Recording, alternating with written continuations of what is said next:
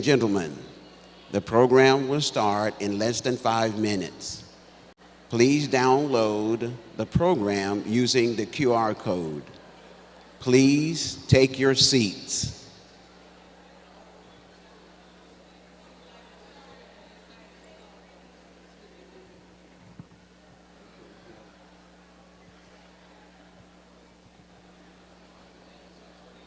Huh? Yeah, I'm gonna do it again.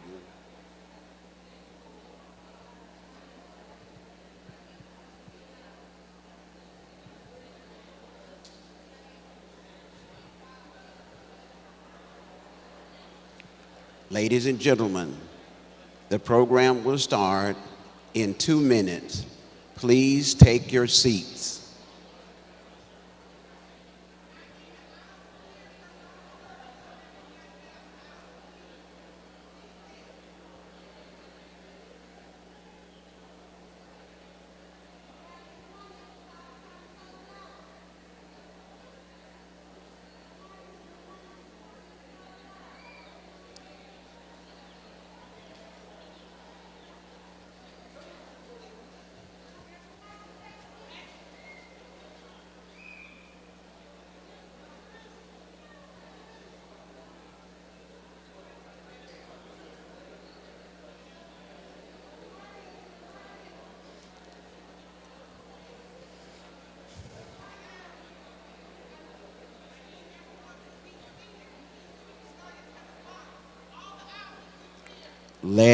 Ladies and gentlemen, the program will be starting shortly. Please take your seats so that the student processional can begin.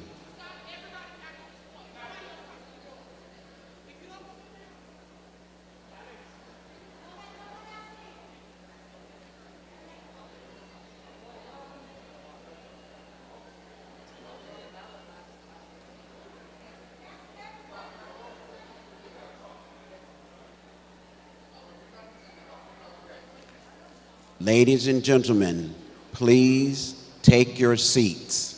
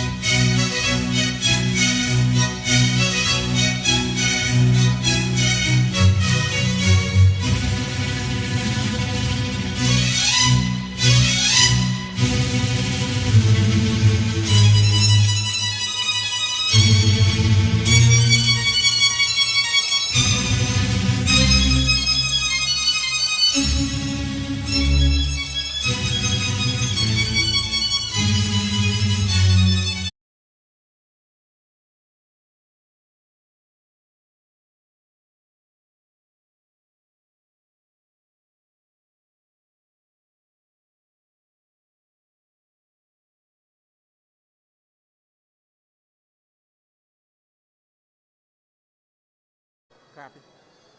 Copy.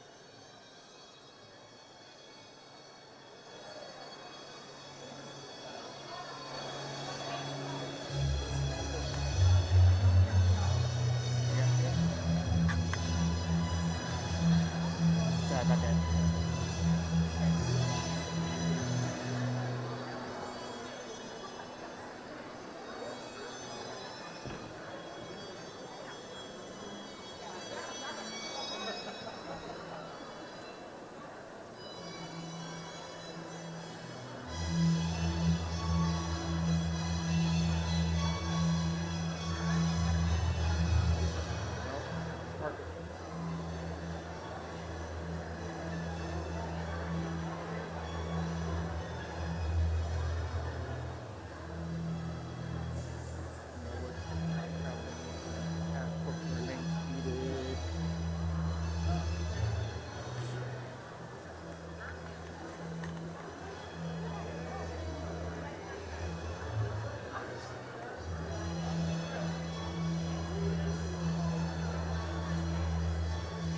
I told him about all of that.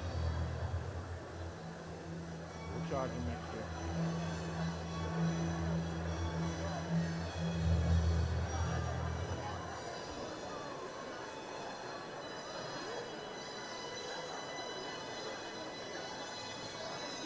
They don't have an MC.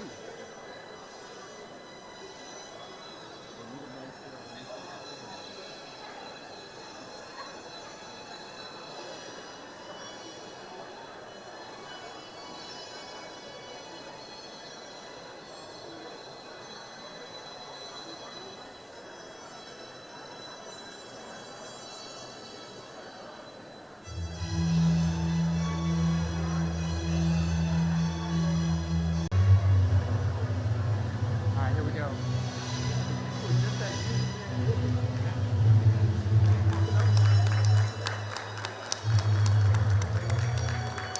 right, here we go. They gotta keep that. They need to make an announcement to keep people down. All right, Jeff, I'm on the move. Just let me know when I'm hot.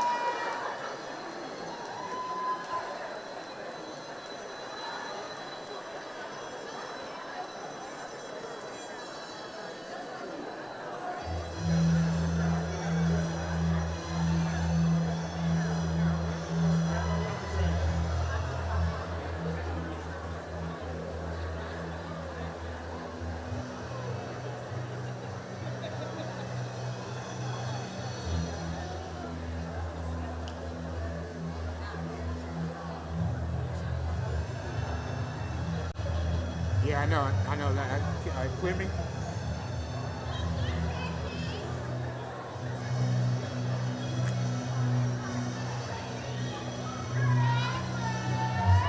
Yeah, it is. Sounds awful.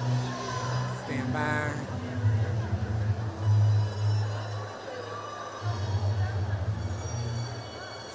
Check my focus.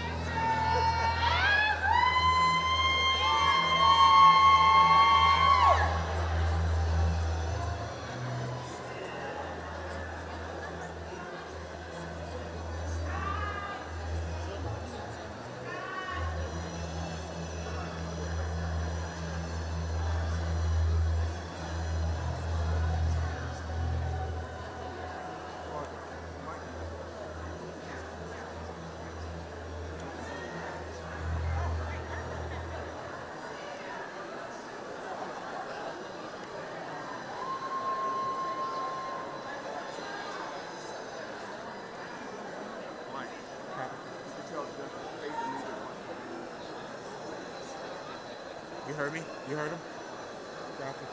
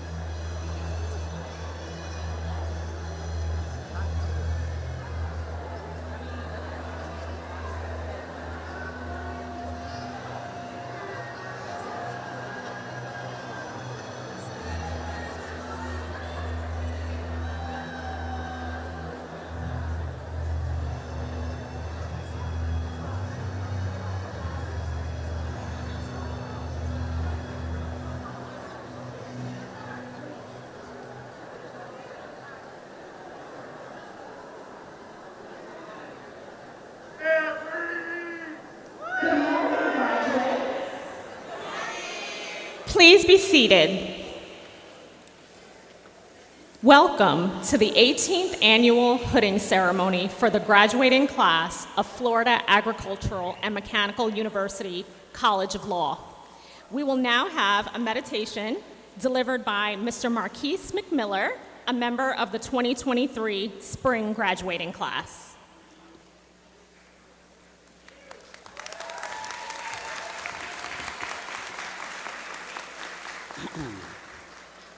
Good morning. When I was asked to do the meditation for the program today, I honestly didn't know what exactly it was. So like the courts reviewing a statute, I looked at the plain and ordinary meaning of the word.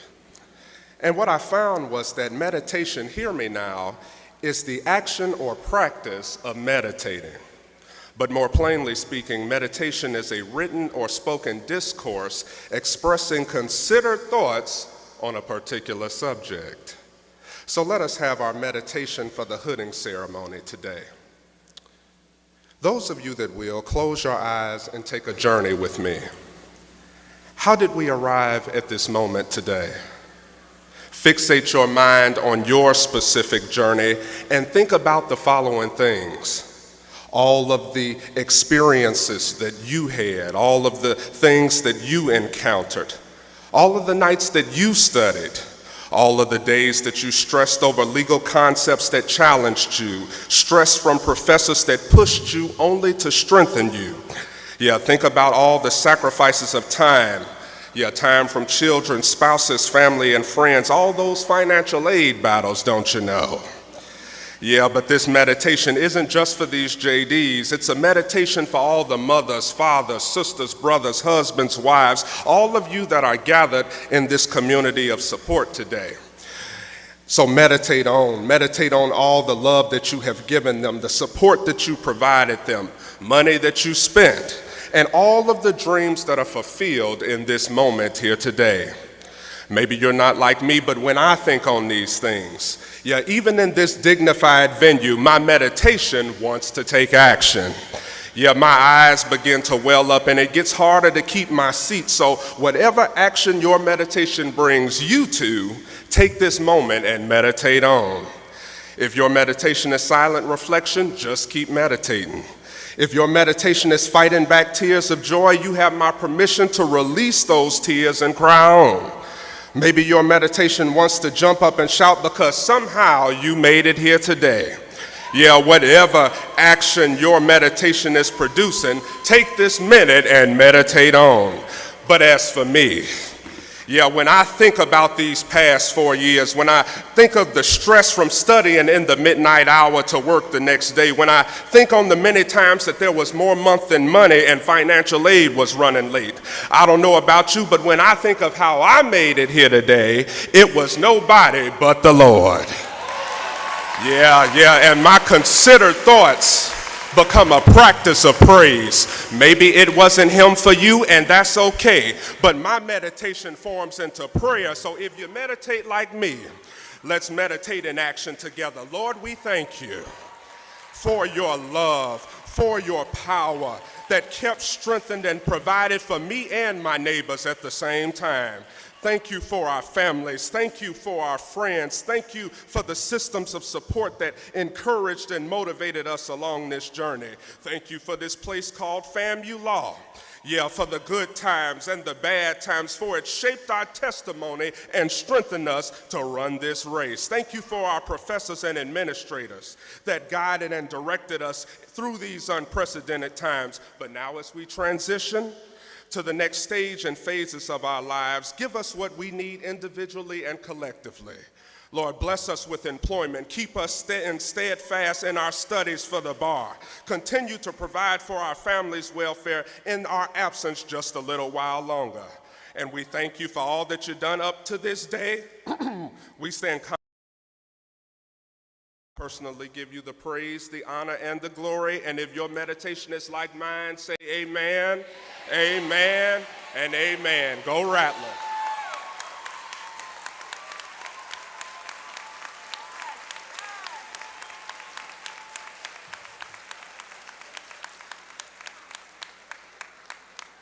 Thank you. We are here to recognize and celebrate the 2022-2023 graduating class members who have completed or soon will complete their program of study at the FAMU College of Law. We are honored to have all of you here to join us in this celebration. There are a few housekeeping rules that I need to announce. To ensure that all guests can enjoy the program, please remain seated during the program, especially during the hooding. If you must leave the room, please exit quietly. Thank you, and we appreciate your cooperation. Now, it gives me great pleasure to introduce some of our platform guests. Please hold all applause until the introductions are completed. Beginning at my far right is Nicholas Jones, Assistant Dean of Student Affairs. Then we have Randolph Relaford, Associate Dean for Career Planning and Professional Development, followed by Reginald Green, Associate Dean for Student Services and Administration. Then we have Marquita Cooper, Associate Dean for Academic Affairs. Next, we have Dr. Allison Watson, Interim Provost and Vice President for Academic Affairs. Trustee Anne-Marie Cavazos, a member of the FAMU Board of Trustees and the President of the Faculty Senate, followed by Dr. Larry Robinson, President of Florida A&M University. Next is Trustee Devron Gibbons, a 2016 College of Law graduate and the first law grad to serve on the FAMU Board of Trustees. Next, we have Trustee Otis Klatt II, a member of the FAMU Board of Trustees who chairs the Special Committee on the Law School.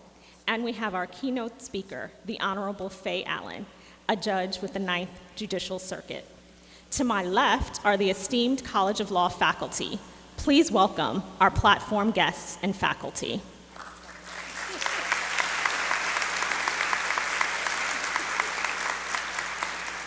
Now, Trustees Klatt, Cavazos, and Gibbons will bring remarks on behalf of the FAMU Board of Trustees in that order.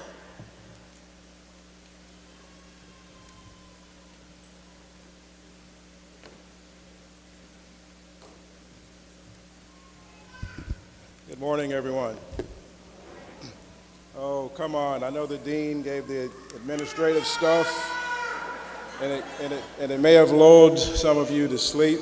But after that wonderful message of meditation and prayer, I expected a much better good morning, everyone. Good morning. All right, thank you. So first, are there any rattlers besides myself in the house? Excellent, excellent, excellent. To President Robinson, Dean Keller, the FAMU College of Law leadership team, faculty, staff, to our distinguished speaker, and to the spring graduates, it is my honor to bring you greetings on behalf of the Florida A&M University Board of Trustees. Welcome to a new beginning, new moments, a new time in your lives. Commencement is the act of starting out or blazing a new trail. This morning's ceremony is not the end of your time at FAMU, but it represents new opportunities to blaze your new trail. You set out on a goal years ago, and today is the culmination, the acknowledgement, the visual realization that you have achieved that goal. You are FAMU College of Law graduates and should give yourselves a round of applause.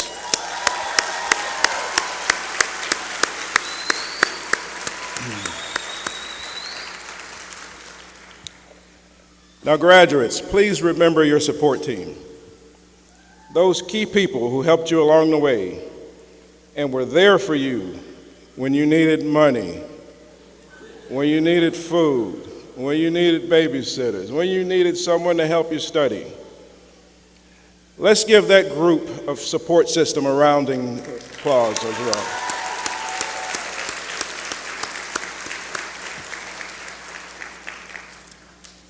So graduates, as you cross this stage, remember the words of the late Congresswoman Shirley Chisholm, who said, "Service is the rent we pay for the privilege of living on this earth."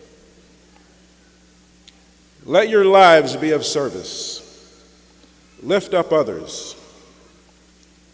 And as the faculty and staff of FAMU has done for you, help someone else along the way. Then, as the song says, your living will not have been in vain. As you launch out on your careers, be a stepping stone, not a stumbling block for someone else. Move with all deliberate speed. Go forth and achieve the goals you've set for yourself and your family. There will be a challenge along the way. The journey will not always be easy or smooth. But remember, life's challenges are merely quizzes and exams, which lead to continued greater rewards. Today, your ticket. Your dream is not deferred. You are ready for the world. Congratulations, class of 2023. Now go and pass the bar the first time and make us proud.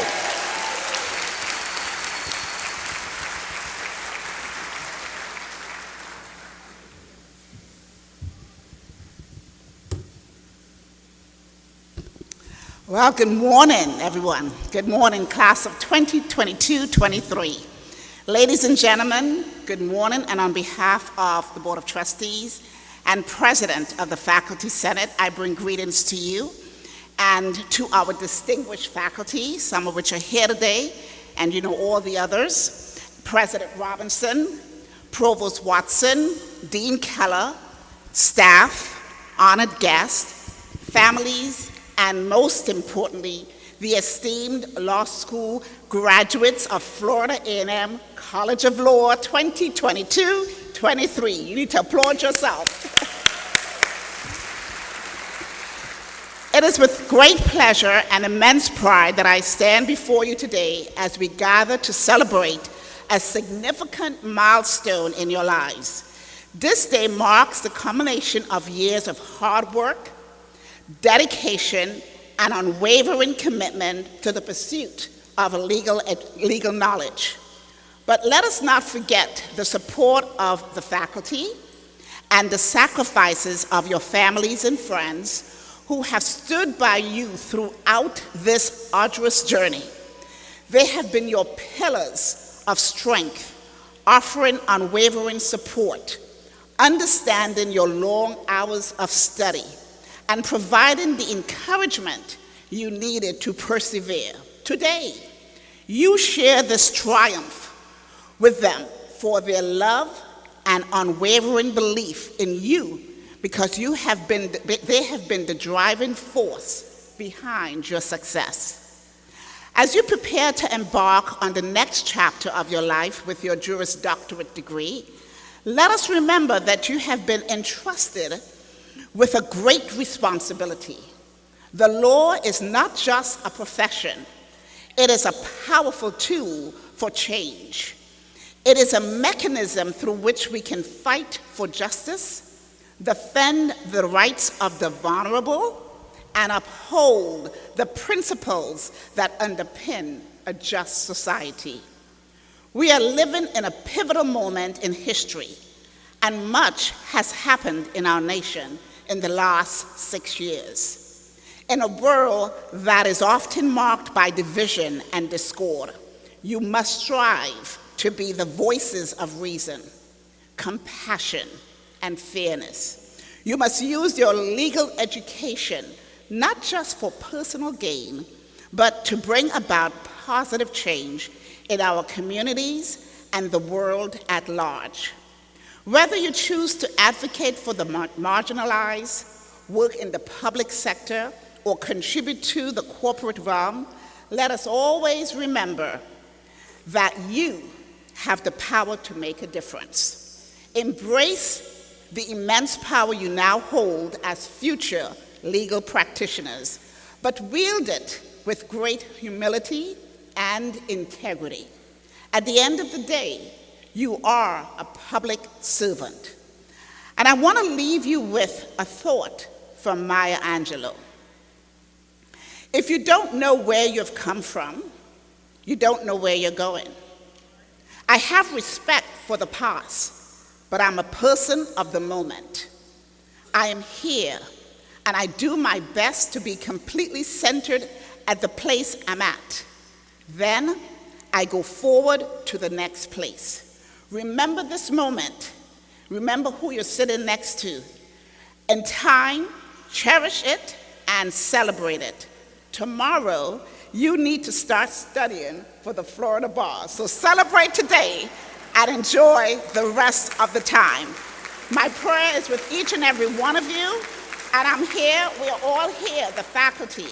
If you need us for any guidance, do not hesitate. You have most of our personal cell phones, so please utilize it. God bless you, and again, congratulations to the class of 2022-23. Amen.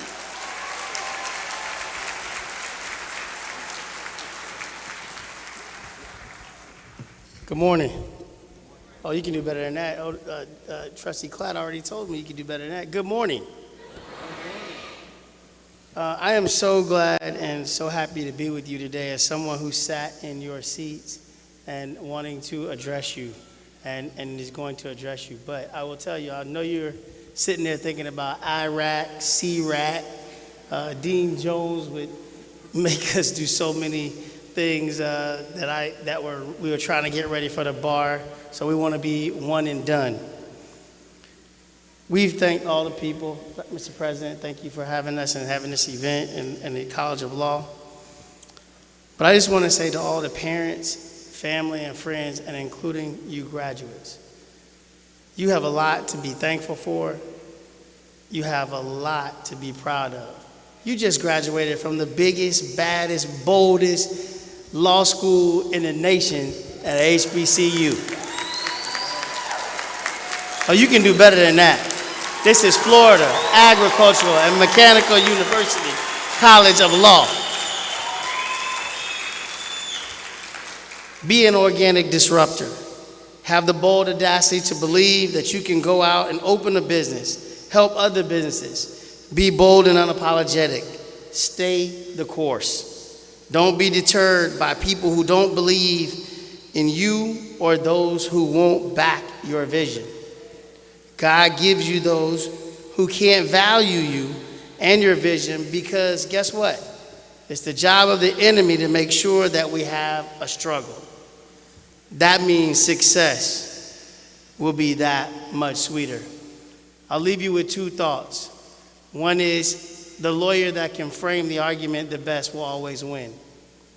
And in the great words of Charles Hamilton Houston, who was the dean at the Howard School of Law and the mentor to the great jurist and Supreme Court Justice Thurgood Marshall, a lawyer is either a social engineer or a parasite. Choose which one you'll be.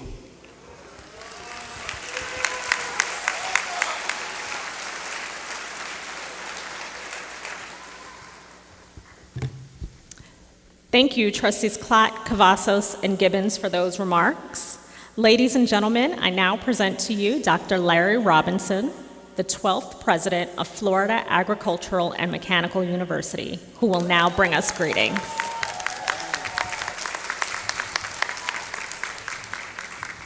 Good morning, everyone.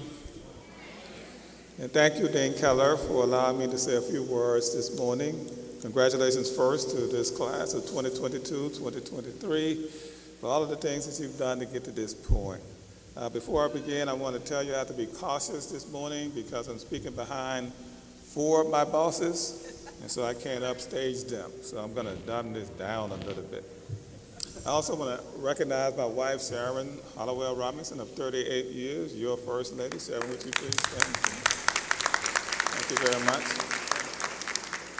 And so it's really my honor to be with you this morning for this 18th annual hooding ceremony, honoring somewhere on the order of 100 candidates, including graduates from the fall 2022 and the spring 2023 classes, along with prospective summer 2023 graduates as well.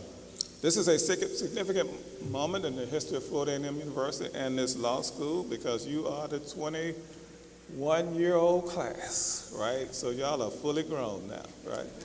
Y'all are fully grown. So congratulations to all of you.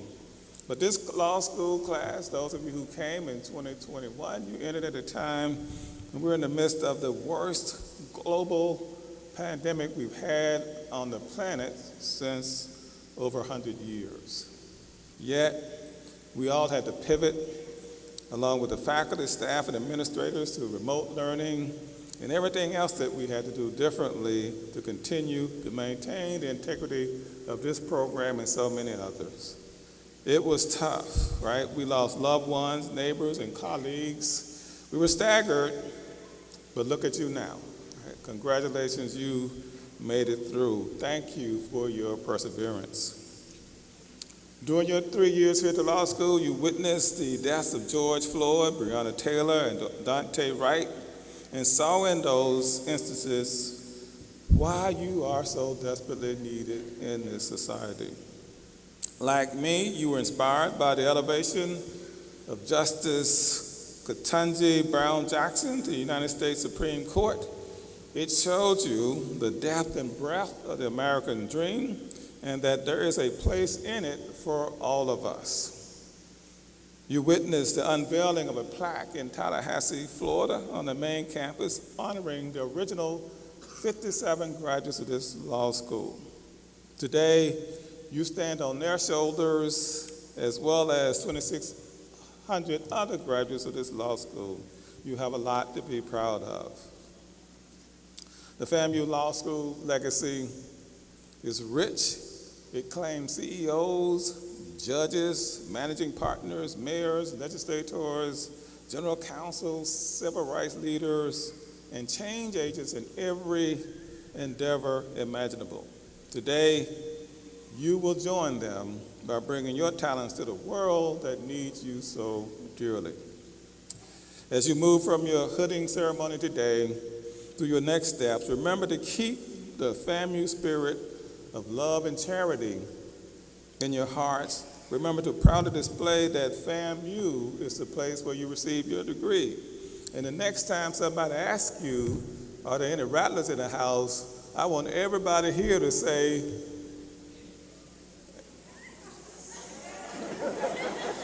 are there any rattlers in the house?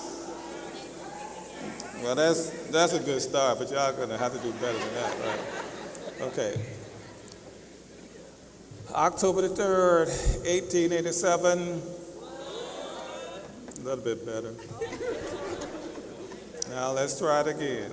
When the dark clouds gather on the horizon, when thunder and lightning fill the skies, when fate is but a glint in the eye of a falling rattler, and hope's a lost friend, when the sinew of the chest grows weary from those hard-charging linebackers, and the muscles in the legs grow tired from those hard-charging running backs, you must always remember that the FAMU law graduates will strike and strike and strike again. Congratulations.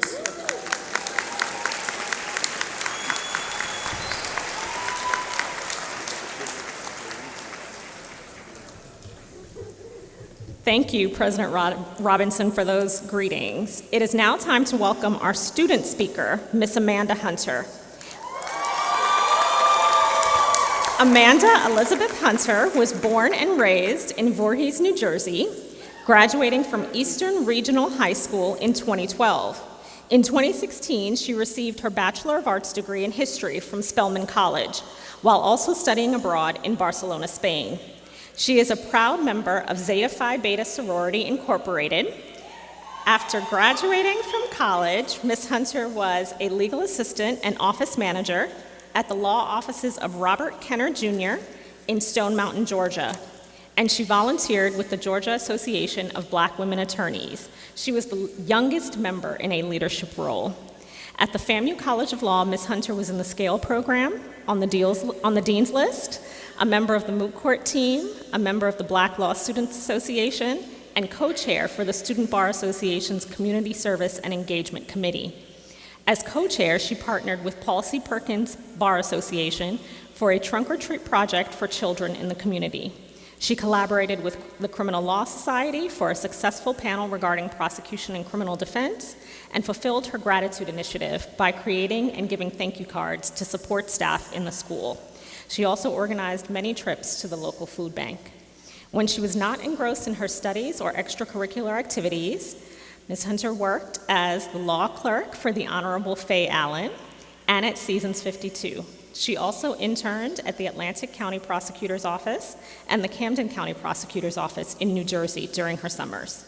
While at Camden County Prosecutor's Office, Ms. Hunter argued on the record before several judges and many skilled defense attorneys regarding cases of attempted murder, domestic violence, sexual assault, narcotics, and major crimes.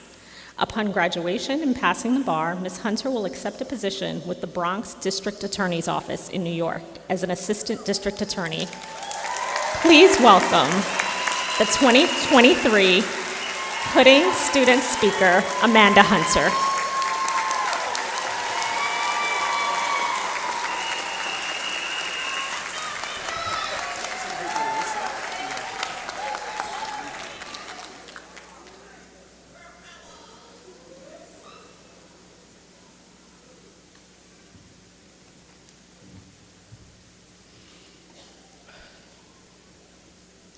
Good morning, President Robinson, Dean Keller, trustees, faculty, staff, family, friends, and to the resilient class of 2023. Before I begin, I'd like to say Happy Mother's Day to all the moms and aunts and influential women in our lives, and a very special Happy Mother's Day to my mother, Ramona Pearson Hunter. If it was not for God and you in my corner, I would not be here today. Now, as I was reminiscing on our time at the College of Law, 3 words came to my mind that my mother told me when I was accepted into law school. Those words were persistence, perseverance, and possibilities. Let's start with the word persistence. Persistence means the ability to continue a course of action despite the obstacles that one will face. My fellow Rattlers, we are all too familiar with what it means to be persistent. For instance, our very first year in law school, we began the most difficult academic programs in the midst of a deadly global pandemic. The world was in a panic. The senseless killing of George Floyd, Breonna Taylor, Ahmaud Arbery, and so many others. Legislators putting party over country. An insurrection on our nation's capital, the passing of loved ones, and on top of all of that, trying to understand the rules against perpetuity. Professor Reeves, I'm still trying to this day. That occurred in our very first year, and it could have caused many people to throw in the towel. Unfortunately, some people could not push past those struggles. In orientation, we were told to look to the Zoom box to our left and to our right. That person will not be here today. So I ask you, graduates, look to your left and to your right. We here, we made it.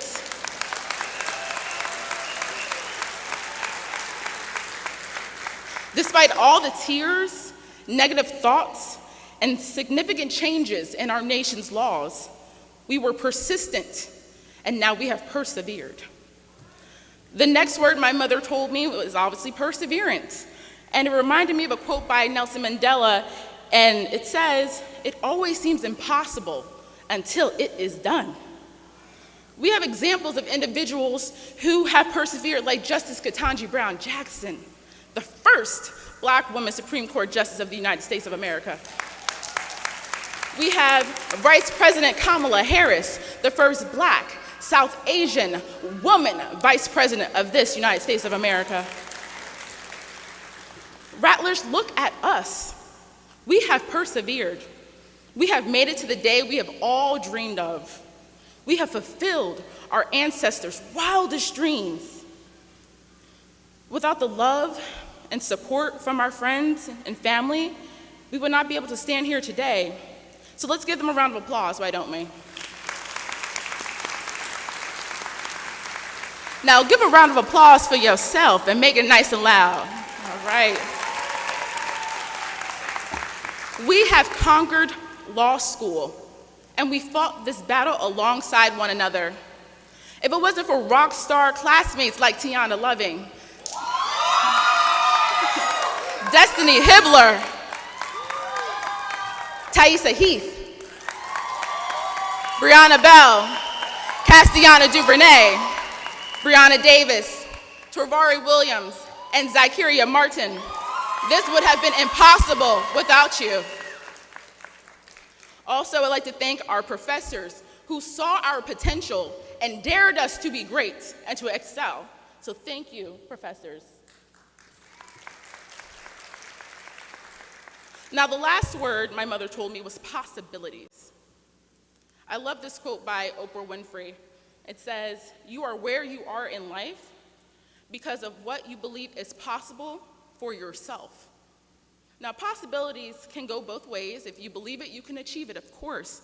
However, never give others the possibility to silence you.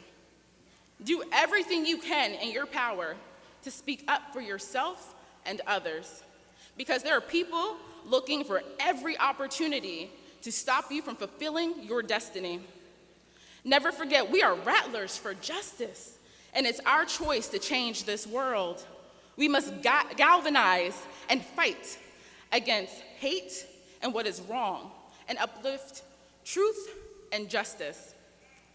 Never give in to the harshness of this world, but lead with kindness to leave this world a better place than we found it. Rattlers, we have fought the good fight. We have finished the course, and we have kept the faith. Now, before I take my seat, I just have to say I'm extremely proud of each and every one of you. It's just something about our class. It reminds me of the saying on social media, on the Twitters and the Instagram of it all, and they say we built different. Does anyone remember that? So if you don't know what that means, it means this world is full of trials and tribulations that would break many, but not you. Right? We have that it factor, that swag.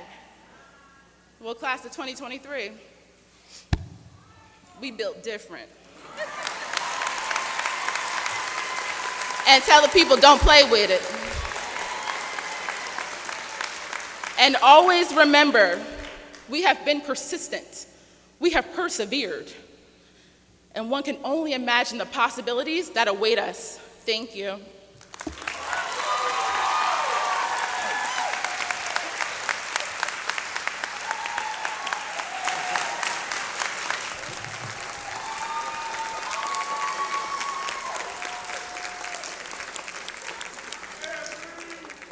Thank you, Ms. Hunter.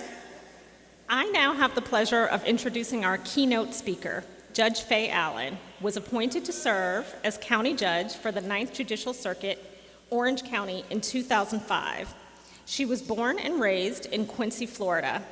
Judge Allen received her undergraduate degree from Florida A&M University in 1987 and her Juris Doctor degree from Florida State University in 1990.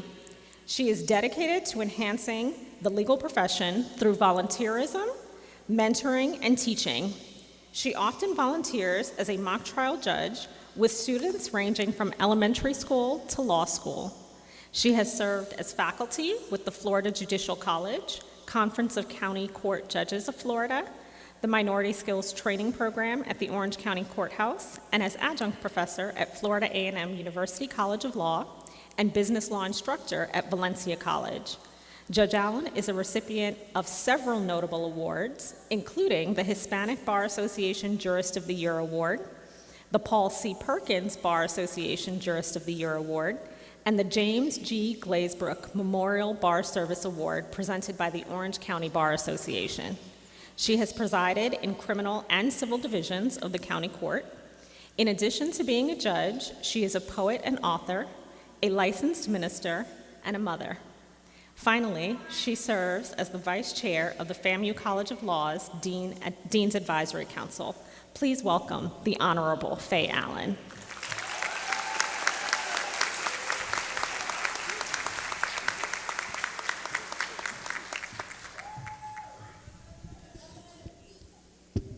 Wow. Good morning, everyone. Dean Keller. Oh, before I do that, Professor Robinson, Dr. Robinson, thank you so much for giving me the opportunity to strike, and strike again, because I haven't done that in quite some time. So thank you for that. Dean Keller, I want to thank you for that introduction. I'm really honored to be here today. Thank you for inviting me. Greetings to President Robinson, the Associate Deans, faculty, staff, and all the guests. This is indeed a momentous occasion for the students, graduates of 2022-2023. Amanda, you are an extraordinary young woman, and you are an awesome law clerk, and I know you're destined for great and wonderful things. Let me start by saying that I do love the college that sits on the highest of 7 hills in Tallahassee, Florida, and so by extension, I love the law school as well. I attended the college, and then I sent my beautiful daughter to that college. Well, I had no choice. She was going whether I sent her or not. We both desired to go to an HBCU, and Florida A&M University was the logical choice. Because I grew up in Quincy, Florida, which is only about 20 miles from the FAMU campus. I still feel very connected to both the FAMU campus in Tallahassee as well as the law school here today. I love my students, the ones that I teach, the ones that I mentor. If I've taught you or mentored you, can you stand right now? Awesome, awesome. These are my students, guys. It's good to see you all today. I want to encourage you all, not just the students that I taught and mentored, but every single one of you to embrace your greatness. This is your time. You're almost finished, and you've got this, but you're almost finished. Think of this as a relay race, and you're holding a baton. And you're holding the baton, and as you head towards the finish line, you don't want to drop that baton. So that means that you got to hold on tight. The closer you get to that finish line, hold on tight and keep on going. Every time you hear me say drop the baton, I want you to do something for me, grads. I want you to scream. I want you to yell as if I am your favorite athlete and you're my cheerleading squad. Now, don't drop the baton. I heard you. Your path is freshly ahead of you as you celebrate this milestone. You deserve to celebrate after the last 3 or 4 years that you spent immersed in studying. You had study groups, or you should have. You researched, you wrote, you supported one another, cried with one another, but what happens at the law school stays at the law school, right? I hope you've developed many friendships and relationships that will endure throughout your legal career because you've chosen an honorable career path. This is a profession that's as old as time. As attorneys, you're going to have the potential to affect many lives. And as you reflect on where you have been and as you anticipate where you are going, you should be excited about the opportunities ahead of you in law and in life. However, I don't want you to not drop the baton. I heard you. Over the course of my life, I've had many memorable experiences and learned many, many lessons. One important lesson that I've learned is that when we least expect it, something unforeseen, unpredicted, unforced, and unchangeable can happen. And if you're not prepared, you could lose your forward momentum. Graduates, I have walked in your shoes, so I feel privileged to encourage you today to remain focused. Prepare for what you know is coming, like your future depends on it, because it does. If you prepare well for what you know is ahead, you will be better equipped to adjust to unknown and unforeseen events. Because the fact is, there are just some things that we cannot prepare for. On June 16, 1990, my family and I faced something that we could not have prepared for. Only a month after my graduation from law school and a couple of weeks after I had begun a full-time job as certified legal intern at the public defender's office, I received some distressing news that my parents had been in a bad car accident. My mother's neck was broken. My family's entire world was turned upside down by that accident. Did you catch the date? June 16th, 1990. I just graduated from law school. The bar was less than 2 months away. The stress and anxiety was very overwhelming for me because I loved my mother. We have a wonderful relationship, but I had to keep my eyes on the target. I could not drop the baton. You can yell. I had to remain focused and believe that I could still do the studying and the preparation that was necessary for me to pass the bar. I put myself on a strict work schedule. I put myself on a strict study schedule, and graduates, it paid off. I am so thankful that my mother encouraged me. She had stopped school when she was only 16 years old. She did so out of the need to care for her infant brother. My grandmother had died suddenly. When my grandmother died, my mother's life was turned upside down.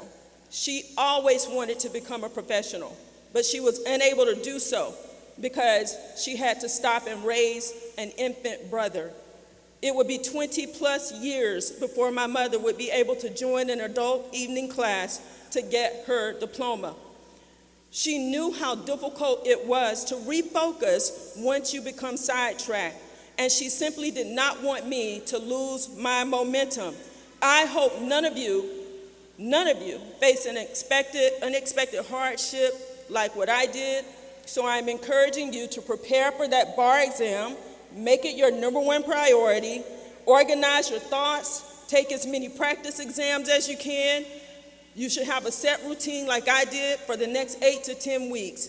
Use that almighty smartphone to keep yourself on schedule and push for success like your future depends upon it, because it does. I am so grateful for the encouragement of my mother. Grads, I want to just give you a piece of advice, and that is to always honor your parents. They may not be perfect, but they support you. They are your biggest fan. And frankly, they gave you life, so that's reason enough, right? Take a moment right now and just give a round of applause to all your parents, guardians, support people, anybody that showed you some love while you were in law school. Because of my mother's support, I was able to begin my legal career without delay. That means I took the bar and I actually passed it, even with the stress and anxiety that was overwhelming me in that month and a half before I took it. And I just want to issue a challenge to you all today. And it's an easy challenge because I already gave you the answer. As you're preparing for the Florida bar exam, Georgia bar, New York bar, whatever bar you are taking, do not drop the baton. Now, I've had a very fulfilling career, first as an attorney, and of course now as a judge, but it was not always easy, starting with the circumstances surrounding my graduation, my parents' accident, and my having to refocus and studying for the bar. When I felt the calling to become a judge, I knew it wouldn't be easy because I started sharing the idea of me becoming a judge with friends and family members, and people just didn't believe that I would be able to do it. Not because they didn't believe in me, but they just didn't believe in the system, and they thought that I wouldn't be able to navigate it. Some considered me to be shy. They were wrong. Some considered me to be somewhat introverted. They were somewhat correct, but not to the extent that it would cause me to not follow my dreams and to do what it took for me to reach my goals. And some considered that they just didn't want to see me be disappointed. So these were well-meaning people. So when I told them that I wanted to become a judge and they pointed out all of the difficulties in the process, that was to me a challenge. All you're doing is issuing me a challenge so I know what I have to do so that I can become a judge. Same thing with becoming a lawyer. And I'm issuing that same challenge to you today. Whatever it takes, you pass that bar. Did you all hear me? Yes? Don't drop the baton. All right, I'm only going to say it one more time, because I think you guys are kind of getting it now, right? You got it. When people suggest that I not set my sights on something, as I said, all that does to me is issue a challenge to me, because I know what is within me, and I believe that you all know what is within you. When they told me I didn't have the background to become a judge, I knew they were wrong, because a young girl from a small country town up in North Florida can educate herself enough to become an attorney. And if I can educate myself to become an attorney, then of course I should be able to educate myself enough to develop a strategy to become a judge. So another piece of advice I would like to give you is, when people tell you that you cannot do something, do it anyway, just to prove them wrong, okay? They also told me I wasn't connected to any powerful people, and that it takes powerful people to help you become a judge, especially considering the fact that I went through the appointment process rather than the election process. But they were wrong about that too. I actually was connected to many powerful people. The first powerful person that I was connected to was actually not a person. It actually was the entity that I worship and that I serve above. And if you don't worship and serve my entity, that's okay. That's the powerful entity that helped me. It was prayer and diligence that got me through the process. Next, I was volunteering in the community in elections and community events and fairs. And guess who volunteers? Leaders volunteer. Politicians volunteer. Professors volunteer. Community organizers volunteer. So while I was out volunteering, I was meeting powerful people. But the thing is I was a powerful person, because powerful people volunteer. Did you catch that, class of 2022-2023? Yes? My daughter would go with me. Many times we would skip our own Thanksgiving to go and bring food boxes to the poor and the hungry. She loved it. One day we went to a house and there were puppies, and she thought that we could stop delivering food boxes and just play with the puppies. So you never know who you're going to meet when you're lending your time, your talents, and your abilities in the community, including important people who may lend their name to yours when you decide that you want to reach a higher level in your career. So another piece of advice is volunteer. I also began to educate myself on what it would take to be appointed as a judge. I met with other judges, and especially my favorite judge, Judge John Adams. I met with him, talked with him, just basically picked his brain about what I would need to do to be in the same seat that he was in. And graduates, when you see something that you want to accomplish, find someone who's already doing it and someone who's willing to share and communicate with you about what it would take for you to accomplish the same goals. I absolutely believe that part of my success is due to the guidance and the support of Judge John Adams. But I could never have gotten to the place where I did if I didn't believe in myself first. Because judges are granted enormous power and responsibility, I wanted to be sure that I was ready for this job. As a judge, the first duty is to follow the law and legal precedent. But legal issues are not presented in a vacuum. You all have learned that. So rulings must consider the law applied to the facts. And when I look at facts, I must observe and listen with care and compassion. Life experiences come into play. As a judge, I would have the power to take away someone's home. That's a big responsibility. The power to take away someone's child. That is a big responsibility. The power to grant freedom or impose incarceration. That is a big responsibility. I had to feel like I was ready to take on a responsibility like that, or I would not have believed I was capable of sitting in a seat on the bench where I was responsible for judging others. I believe that each and every one of you has the exact same confidence that I had and the exact same diligence that I had to decide what you want to do in life and go for it. In cases that come before me, the parties are looking to the judge. They're looking to me to make wise decisions. But more than wise decisions, they want me to make the correct decision. So I had to feel that I would be able to satisfy the constituents by making wise and correct decisions. I have done that now since 2005. And as you know, we're in the year 2023. Not once has anyone run against me to take my seat. So I feel like the people who I serve must think I'm doing a good job. And I want you to feel like whatever you decide to do in life, that you are doing a good job. Long before I petitioned to become a judge, I had to believe I was the right person to do it. 15 years, in fact, before I became a judge, I began the process of preparing myself to do that job because I knew that I would be handling cases that affect the lives and the circumstances of people. And I had to believe that I could do it with care, with compassion, and without losing the respect of the people who I serve.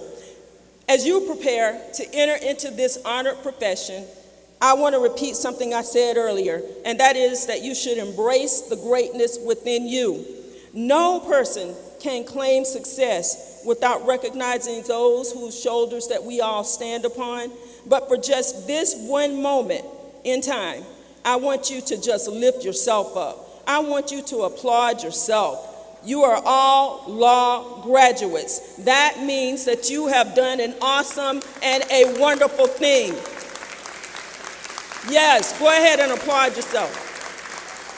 Each one of you sitting there have unique abilities, and I believe unique interests. there is a case, a conflict, a controversy, there's a question of law that's designed specifically for your individual talents and interests.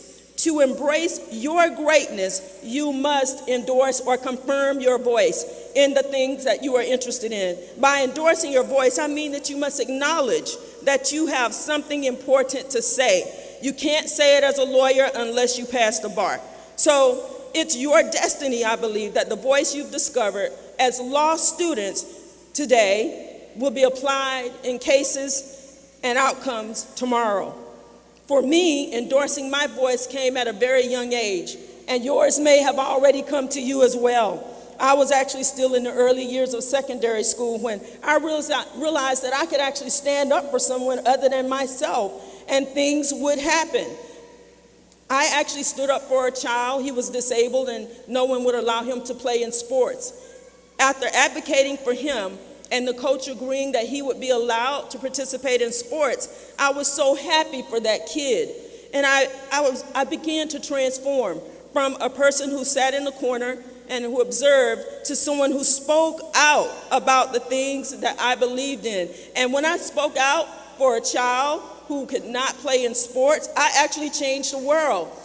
Or at least I changed the playground that day. But I changed my world. I changed my world, and I transformed my way of thinking, and I empowered myself, and I implore you to do the same.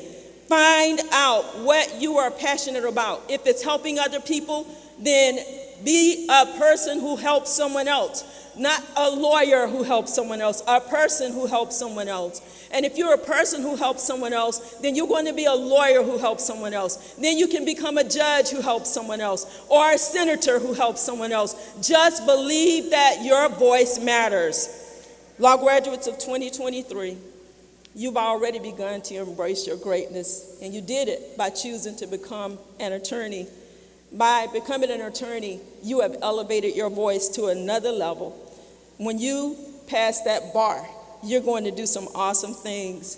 But before you get to that point of practicing law, there are going to be some more tests that tax your mental acuity, tests that challenge your physical ability, tests that affect you at the very core of your emotional and spiritual being.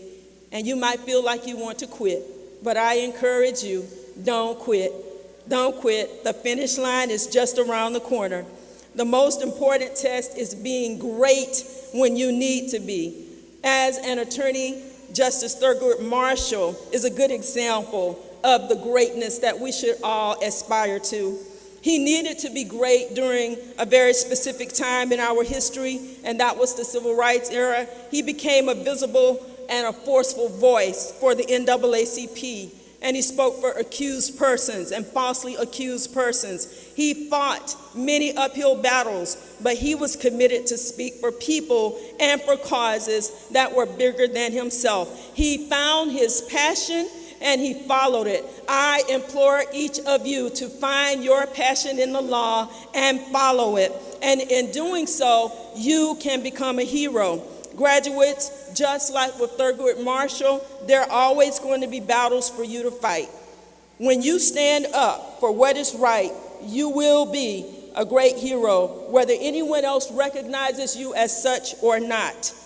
I challenge each of you today to just stand up and let your voice be heard. Speak out when it's time for you to do so, and don't let the moment pass. Your generation, as well as future generations, need your voice. Your generation experienced a seismic shift in health and education and social norms as we know them because of that devastating COVID-19, something that no one living at this time had ever seen before, and something that tore at the fabric of our collective sense of security. Even advanced world nations were not prepared for COVID-19. But your generation had to be prepared for it. Your generation is impacted by collisions of a society that embraces new norms while simultaneously maintaining the status quo. I hope you know what I mean by that.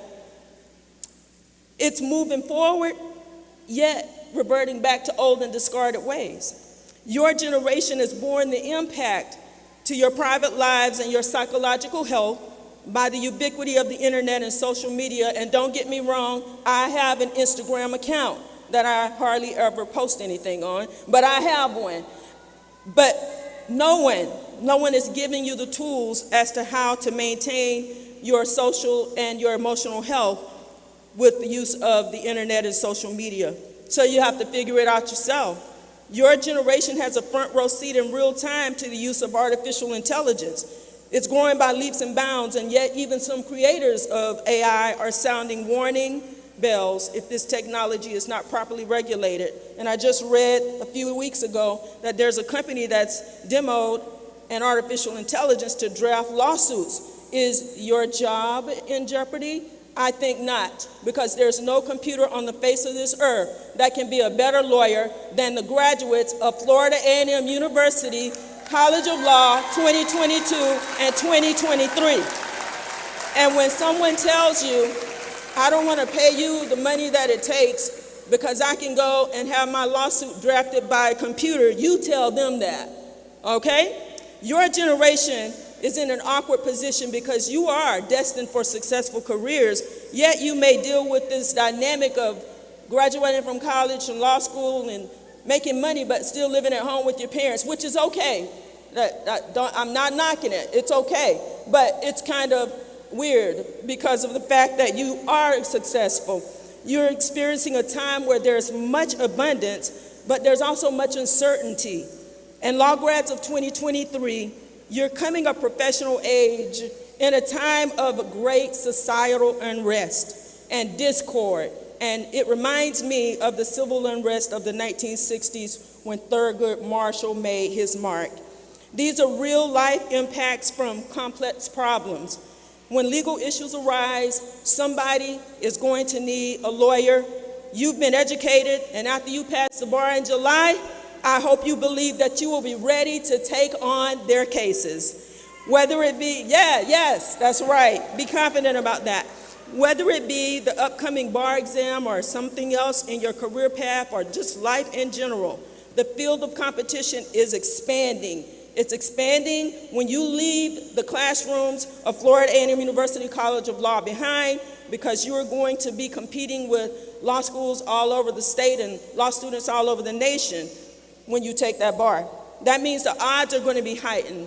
Therefore, your focus must also be heightened. Your dedication must be even more intense, just like my dedication had to be more intense when my mom was lying in a hospital bed in South Carolina and I was trying to study and pass a bar in Orlando. All right, and that's not even a law student clapping. Thank you, person, thank you. In our society, she's my support person. I planted a support person in the audience, guys. It's usually my daughter, but I got somebody different today. In our society and in the world at large, great people are defined or designated often based on how other people view them. That means what society thinks is what is determined as great. It's based on career accomplishments sometimes, or people who stand out in sports. And I know that one of my students is graduating, and I am not allowed to say who the greatest of all time basketball player is, but it's Michael Jordan. And if there, sorry generation, I know to you it's LeBron James. See, I can say his name too. Sometimes people think that successful actors or singers are great, or people who are born wealthy are great. But in all of these examples, they're chosen by something outward that maybe they were able to accomplish, but also that maybe they were born with. But I think that there are other definitions of greatness. It's important that we recognize people for their abilities and their accomplishments, but while we're giving awards to the greatest of all time football players and gymnastics and acting, we need to also consider that greatness comes because of dedication and hard work that we may not be able to see, or we may not be able to measure. You are able to attend this institution because of great people. Great men and women fought for legislation to reestablish this school that you are graduating from today. Without that dedication, there would be no Florida A&M University College of Law. So you should be thanking them for what they did so that you could graduate today. And it puts you in the position of becoming the greatest of all time lawyer in your area of legal practice. When we value ourselves solely based upon recognitions conferred by people, then we feel honored only because someone else tells us that we're honored. But that's flawed thinking. And the reason why it's flawed thinking is because honor conferred by people can be taken away by people. One mistake can cause irreversible harm to your reputation. One wrong post on social media will upend a career.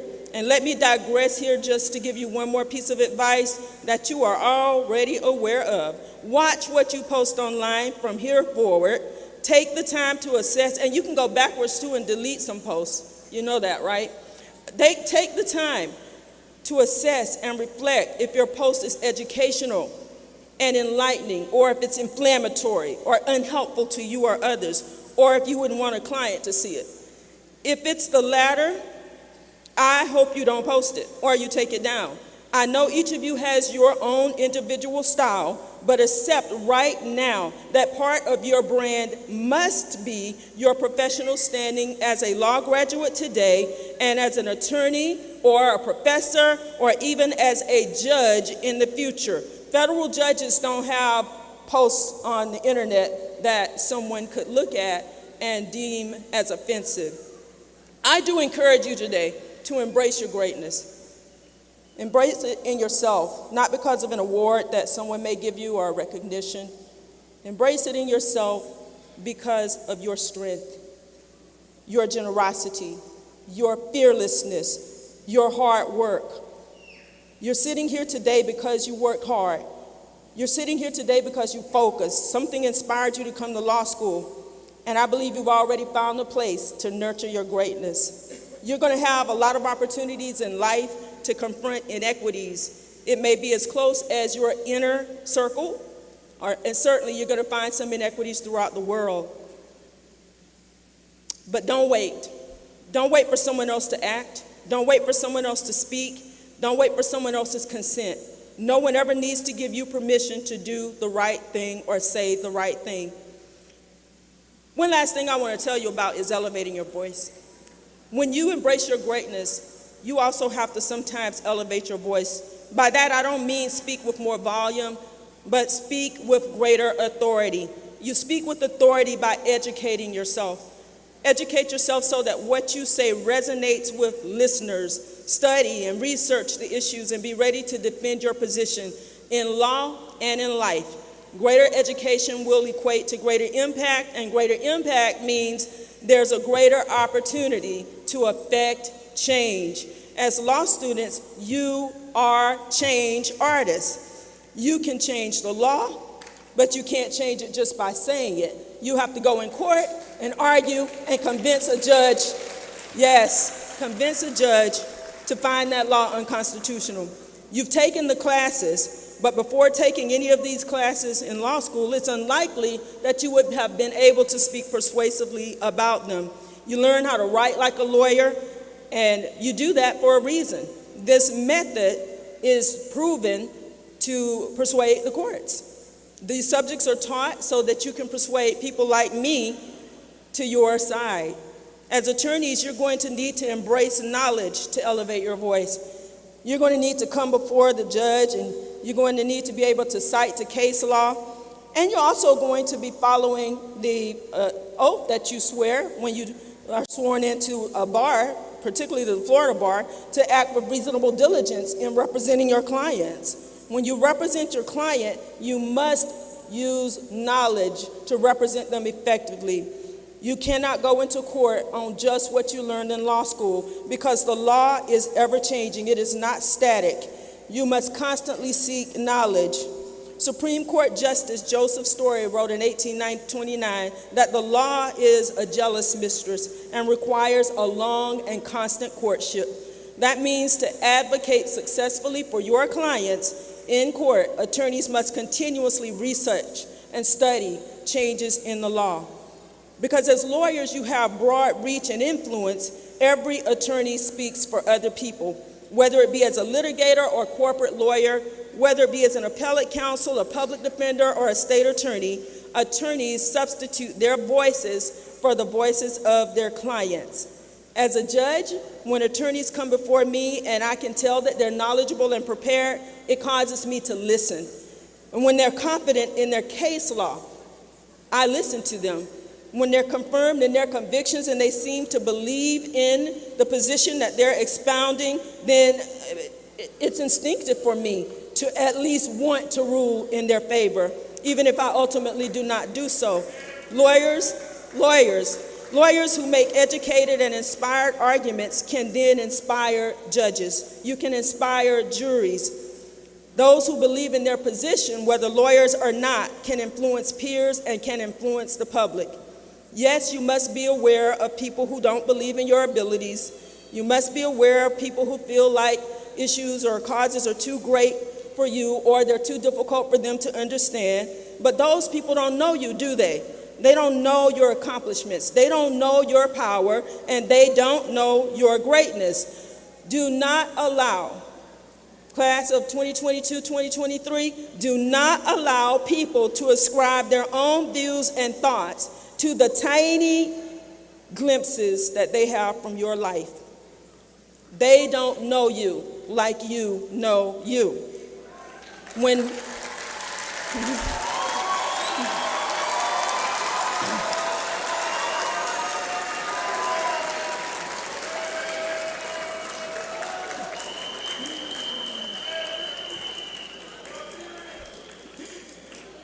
I decided I wanted to become an attorney, it was at a time when I actually was a small child. So I don't blame the people who told me that they didn't think that I was going to be capable of doing that. They really didn't know. And I was a kid. I was too young to really defend my position. But it mattered enough to me that I went and I tried to speak to lawyers or judges or people who were in the know so that I could go back to those who were concerned about me becoming an attorney, and I could disprove their misconstrued thoughts. The biggest misconstruction that people seem to have when I was growing up was that lawyers had to lie. That's not true. Lawyers never have to lie, and I just wanted to make sure that I told you all that. Lawyers never have to lie. Never feel like you have to do that to win your case. I want to leave you with just a few thoughts. Class of 2023, you are where you are today because you believed in yourself. I've given you some tidbits that I hope will help you as you go out into the world, as you begin to take cases, as you begin to embrace the greatness that is within you. And I think you can go ahead on and do it right now. Embrace your greatness right now. But true greatness is only perfected when powerful people show compassion to powerless people. You're going to have a lot of power as an attorney, and I want you to use it to help others. Today is the opportunity for you to ascend to that next level. And I want to encourage each of you to stand up. Stand up for a case that no one else sees the injustice in, but you see it. Stand up and be formidable in a case that no one else wants to tackle, but you have the conviction to take it on. You are equipped and you are ready to be a strong voice for your clients and your causes. Class of 2022 and 2023, believe in yourself, believe you can make it. I believe you can, and I just want you to embrace your greatness, elevate your voice, speak with authority. And in a few months, I want to see you in the courtroom. I wish you the best in life, and I wish you the best of success.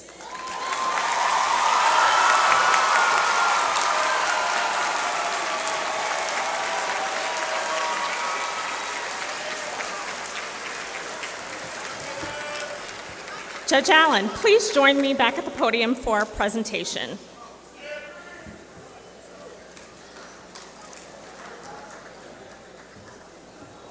This plaque is presented to the Honorable Faye Allen in appreciation for serving as the featured speaker.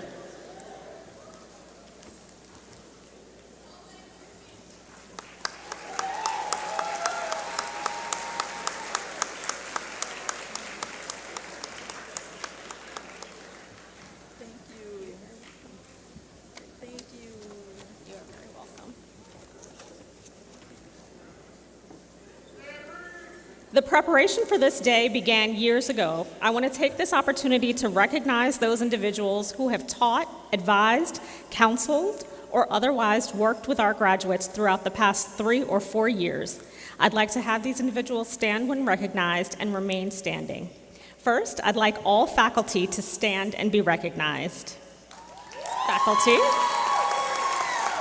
Faculty.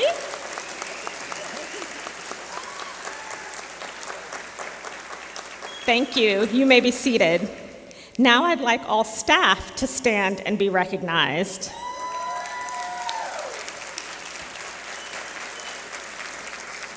Thank you. You may be seated. At this time, we will now recognize a few additional special guests. We'll begin by recognizing the elected officials. Will any elected or appointed officials or their representatives please stand and be recognized? Please stand. Thank you.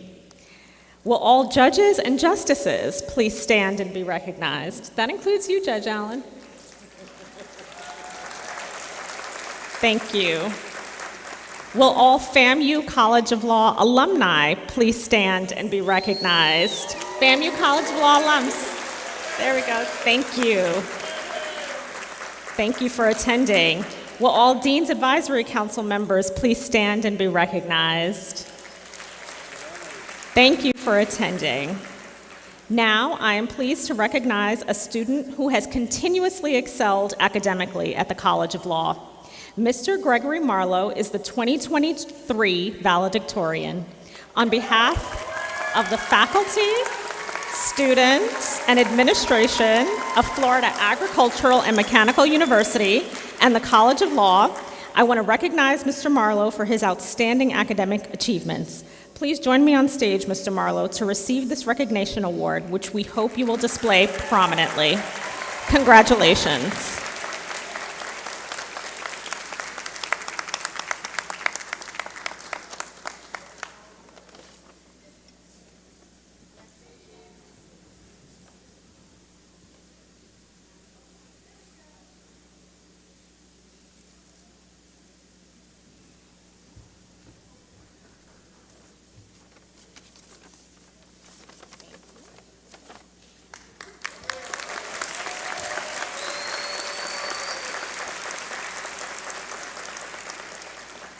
I will now recognize Ms. Tracy Gervil for her service during the 2022-2023 academic year as the President of the Student Bar Association.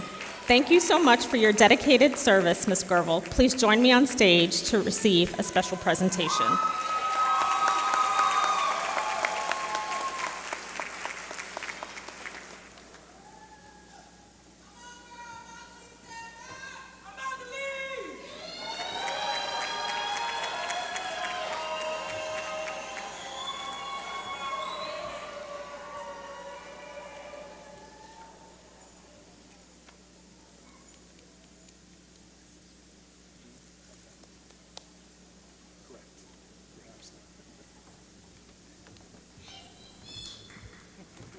There you go.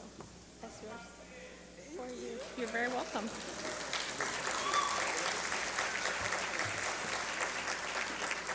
We turn now to recognize the members of the graduating class. The candidates will be hooded by Professor Patricia Broussard, whom the class of 2022-2023 chose as their faculty hooder. She will be assisted by Associate Dean Reginald Green. Associate Dean Marquita Cooper will announce the names. The candidates will then be greeted by myself, Trustee Klatt, Trustee Gibbons, President Robinson, Trustee Cavazos, Judge Allen, and Interim Provost Watson as they proceed across the stage.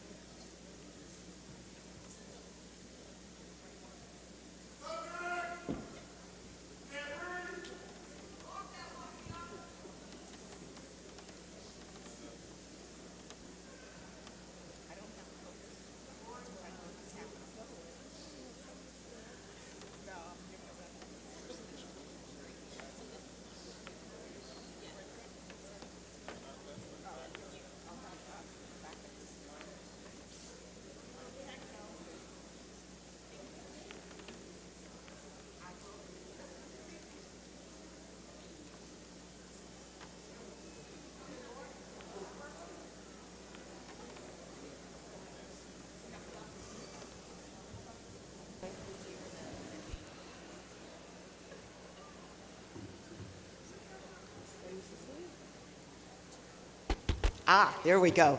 All right. Well, now it's really working. Good morning, everyone. This is the moment we have all been waiting for, and this amazing group of graduates has been really waiting for it. So let's give them a round of applause. It is my pleasure, my privilege, and my honor to introduce them to you as they get their hooding done. So let's get this show on the road. Greg Marlowe.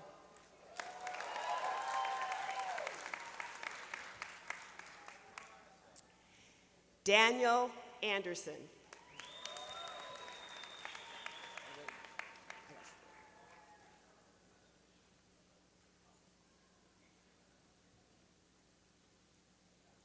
Sorry, got a little excited there. I got them stacked up.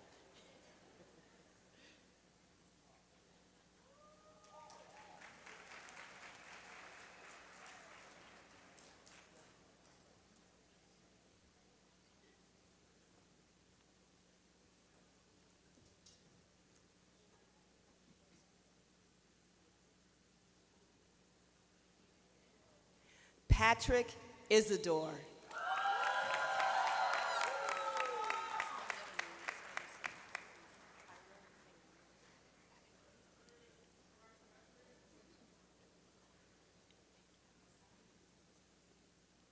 Tyra Maylon Stryker.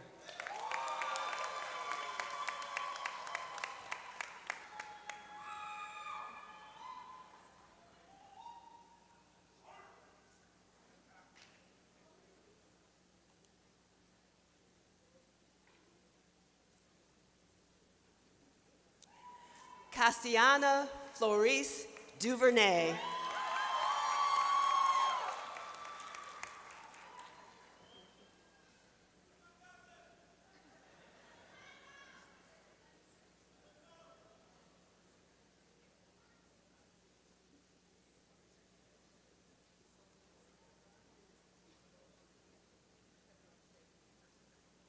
Amari Roberts.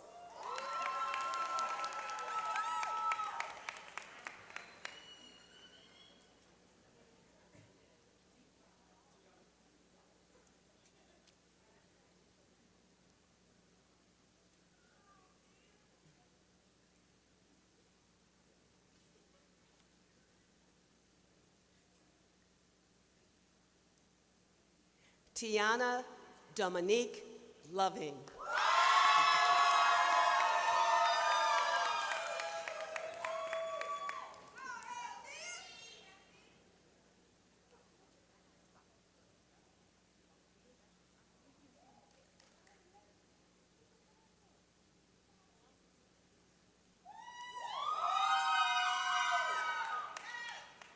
Destiny Maria Hibbler.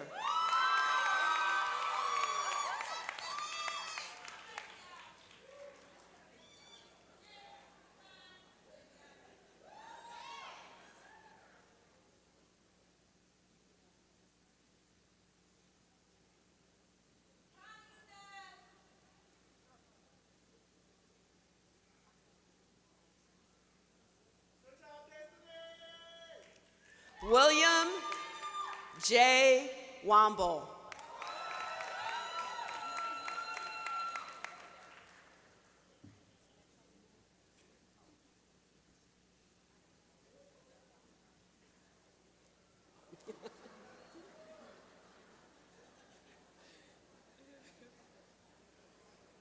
Tamara Gaynor.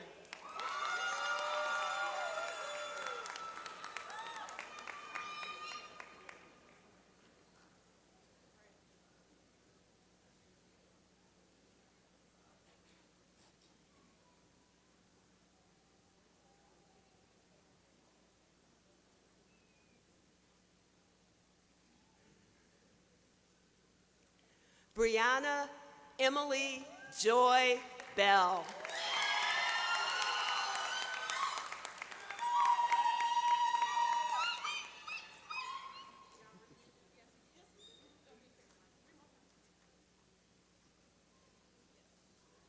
Lisette Pelot.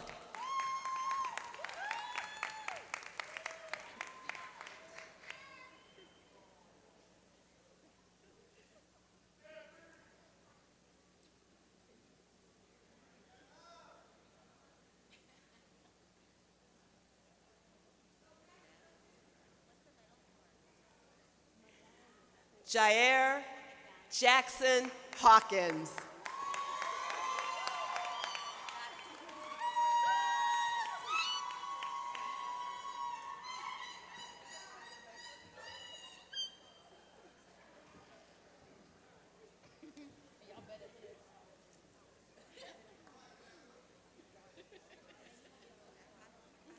Amanda Elizabeth Hunter.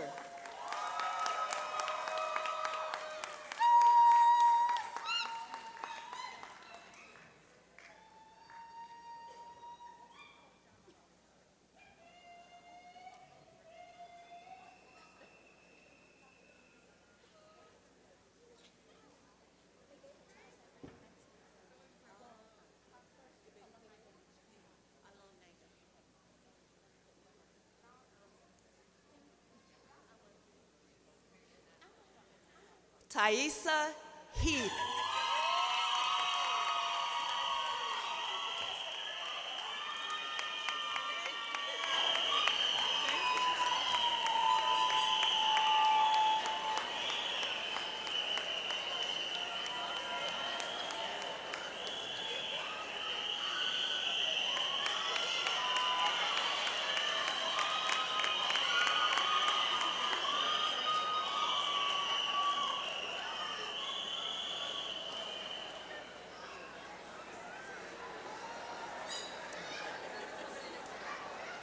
Tracy Gerville.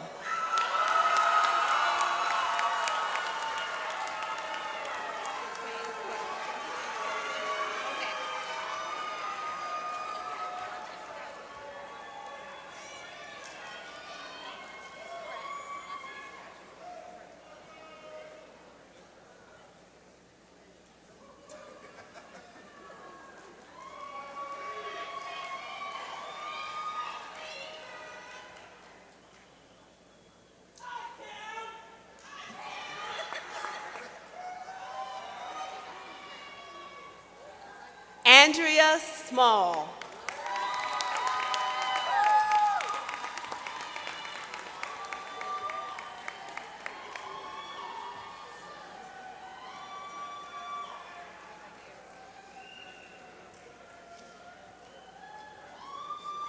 Alexis Garnett.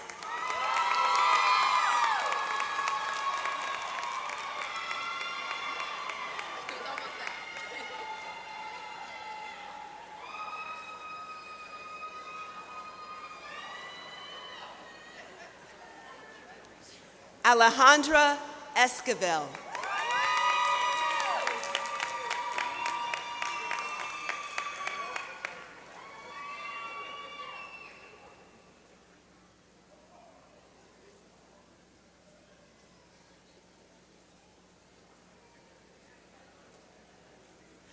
Laura Kravikas.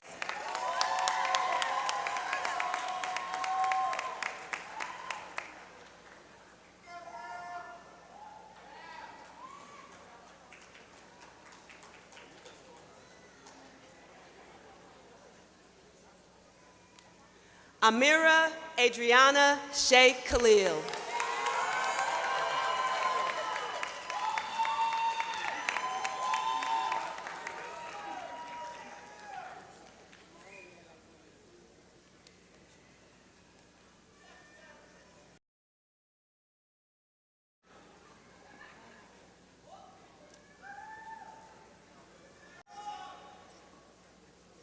Christina Ibiena Iluma.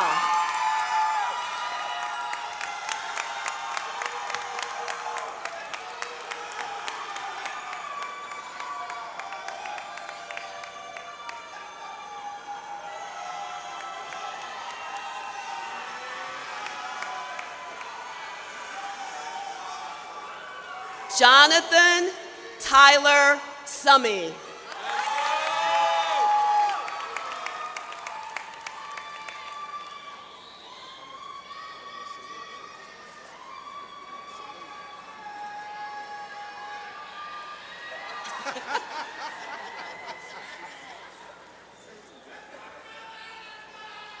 Marquise Drayshawn Dupree McMiller.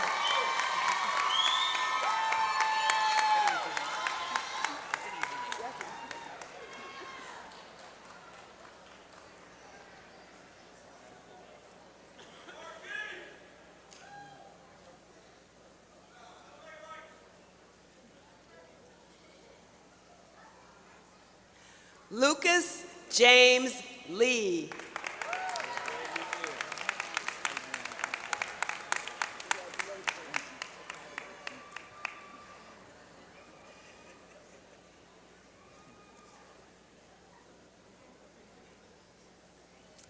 Vladimir Selyanis.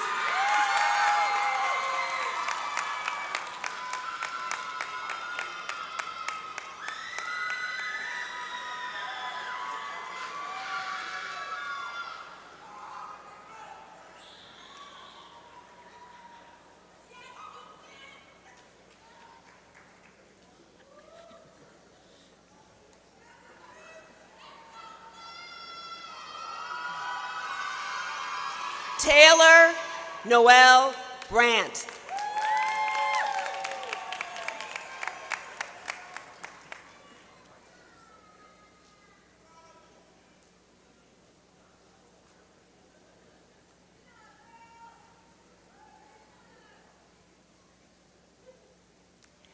Jennifer Lynn White.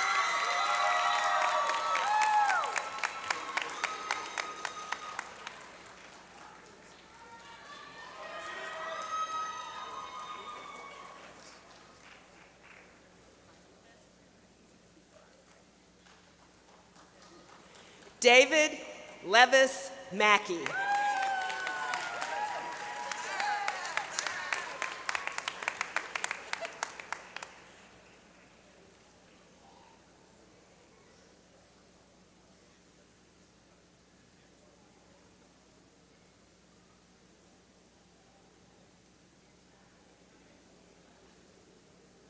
Jennifer Koch.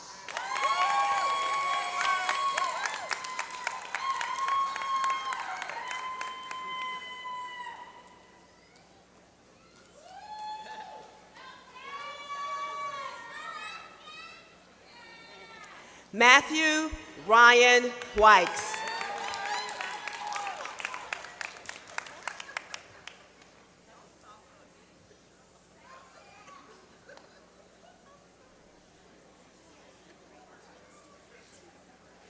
Daniel Barton Poskovich II.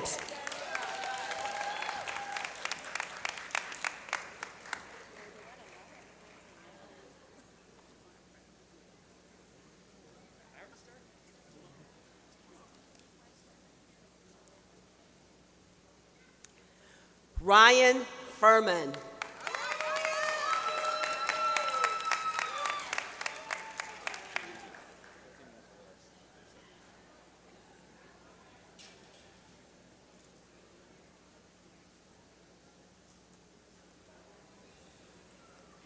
Patrick Sloan.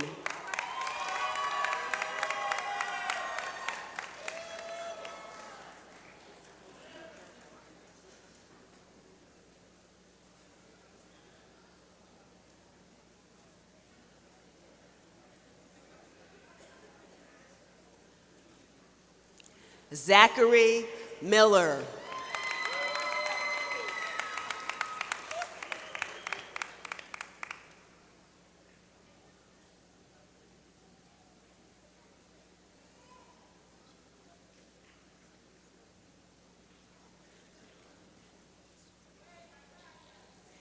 Cassidy Moth.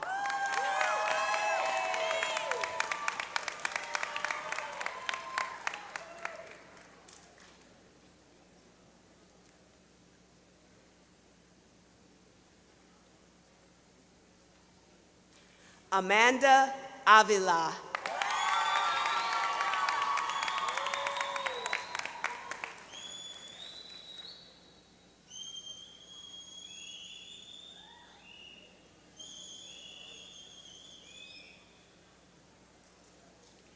Devin Burnett.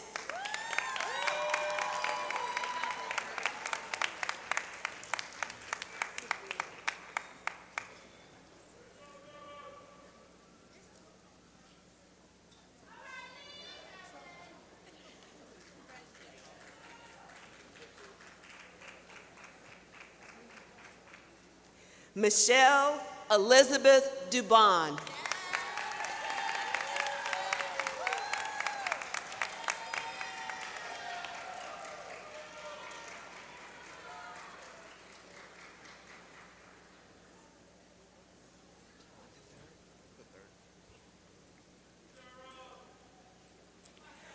Leonardo Villegas III.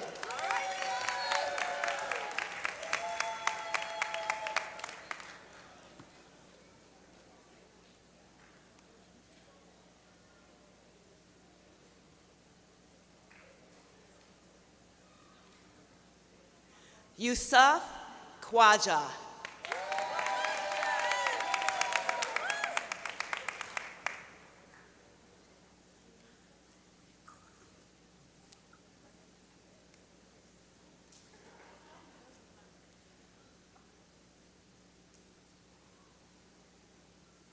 Justin Daniel Sharon.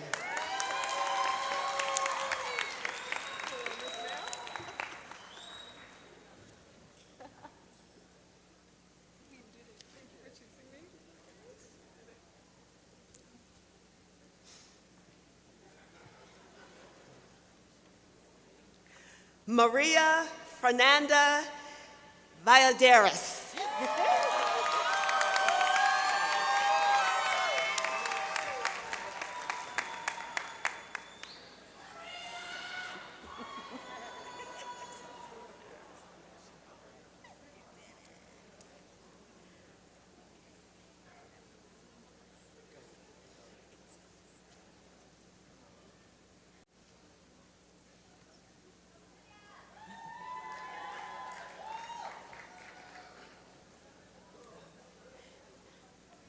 Shane Broadstone.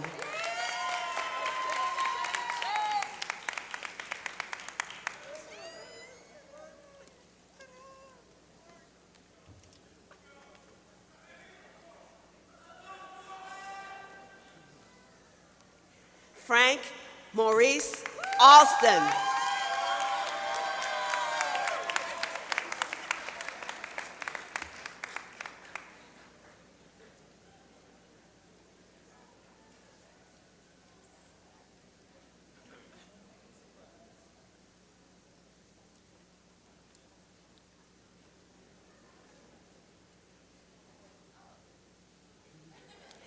Ariel Lamond.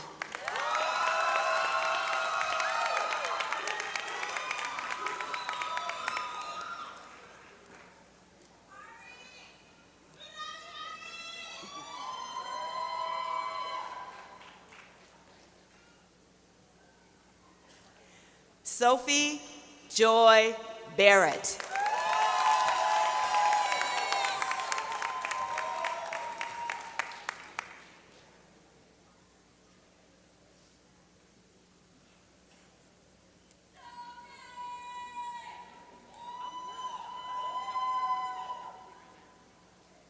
Bianca Cristina Cacho.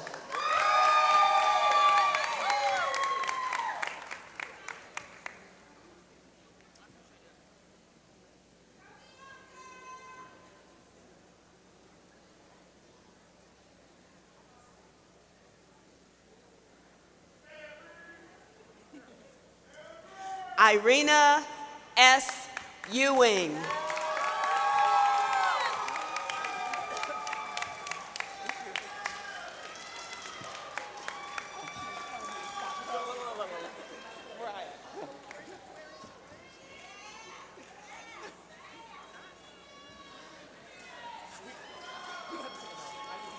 Derek S. Gator.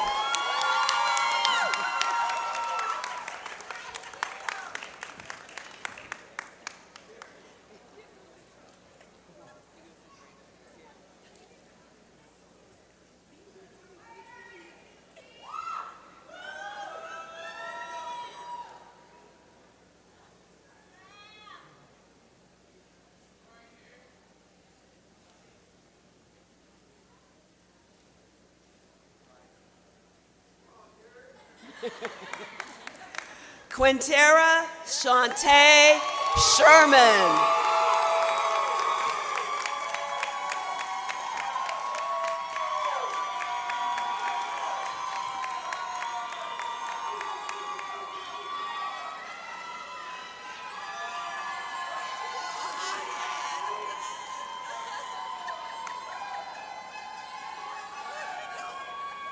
Tavari Sade Williams.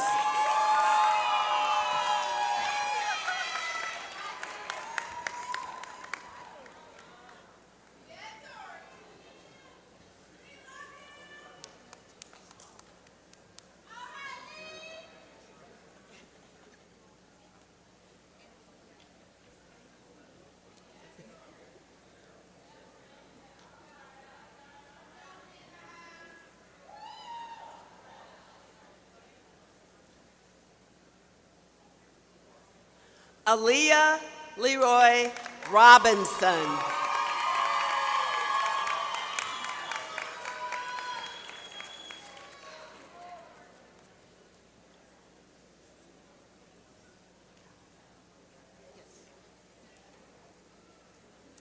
Nakai J. White.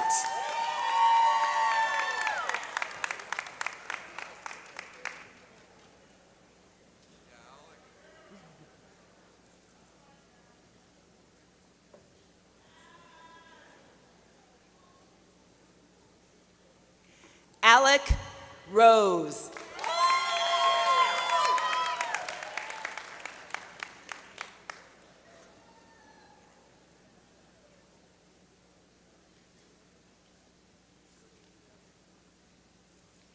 John Delbert Floyd II.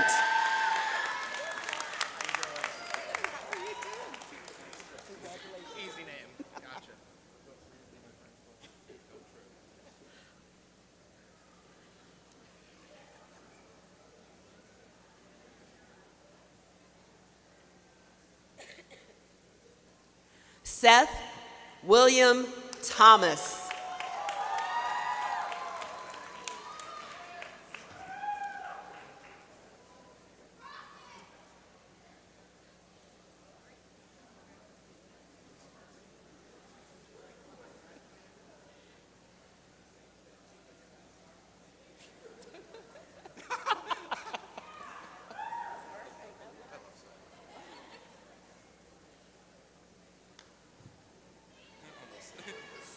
Noah Andrew Goldberg.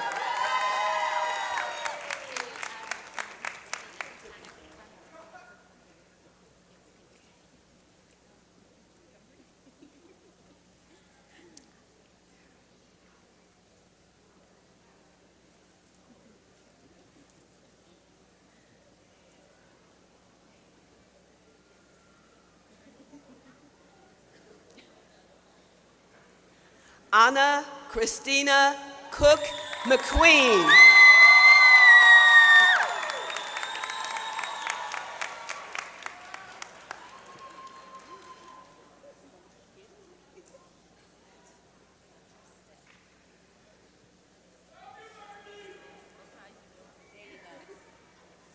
Alba Manuela Suarez Angulo.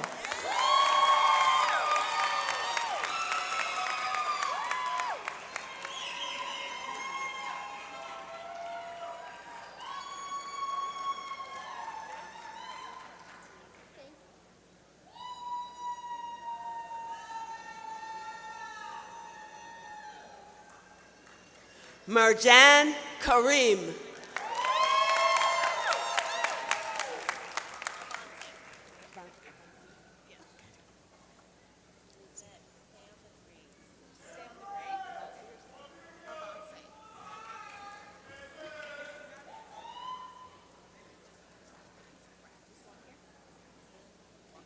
Lisette Avance.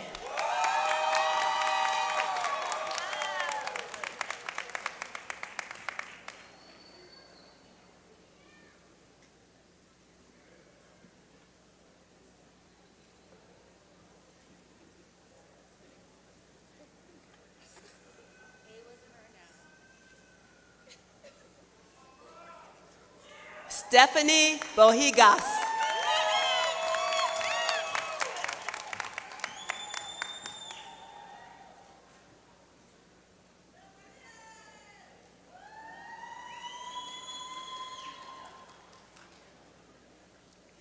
Khadija Marie Wright.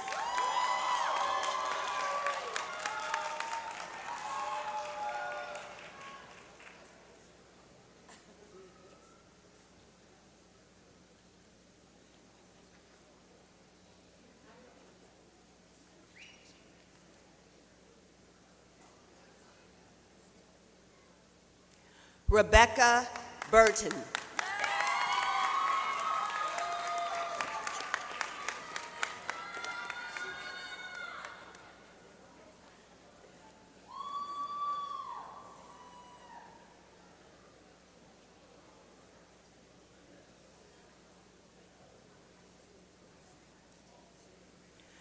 Brandon Jose.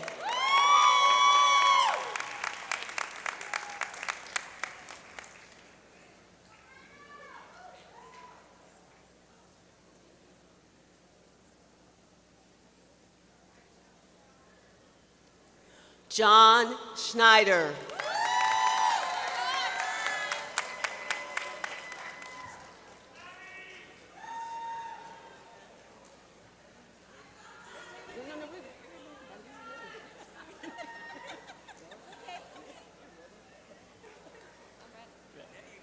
Madison Tyler Flanagan.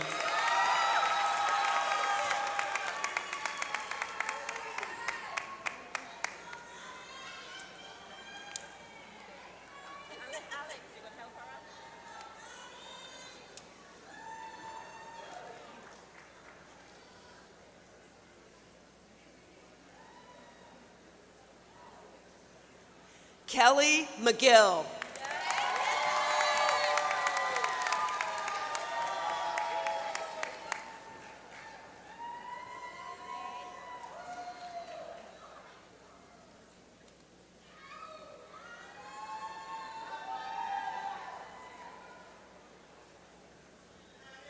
Natalie Oko.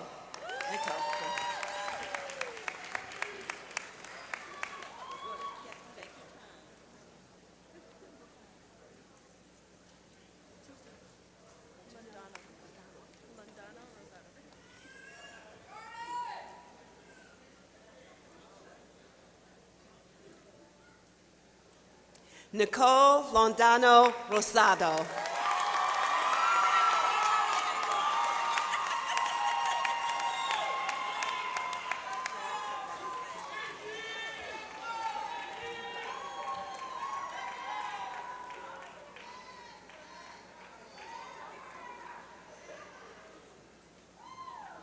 Seth L. Smith.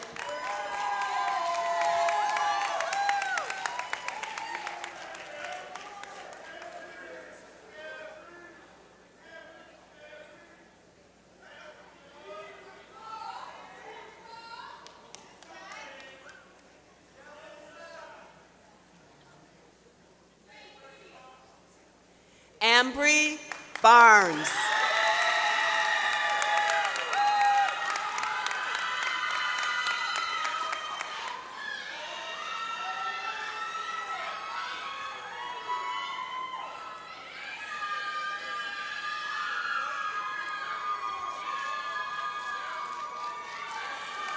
Sayana Lacroix.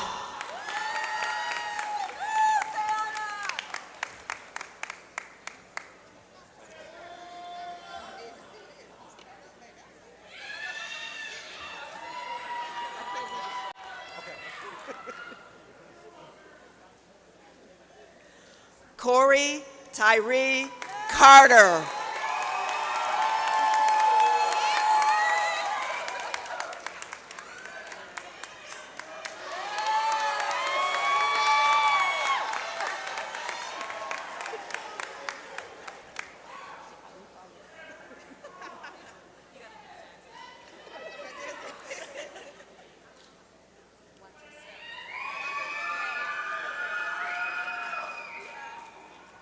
Sabine Valbrun.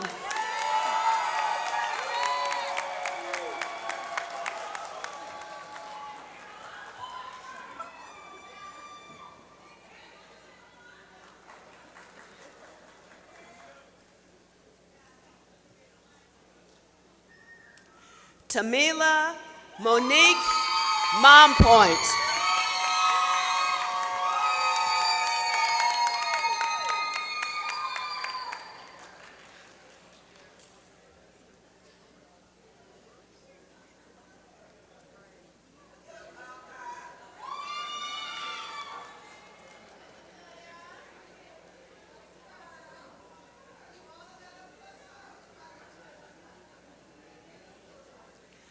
Shakina M. Williams.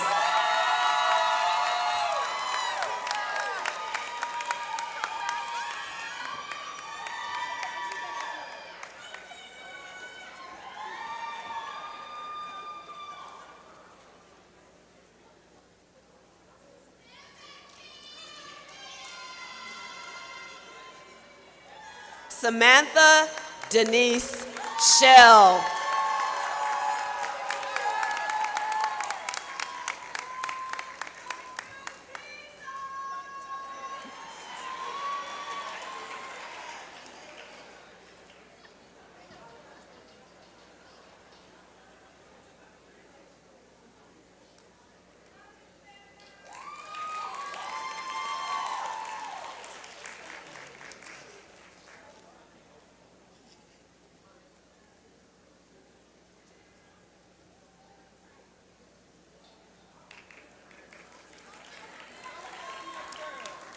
Christopher Chappell II.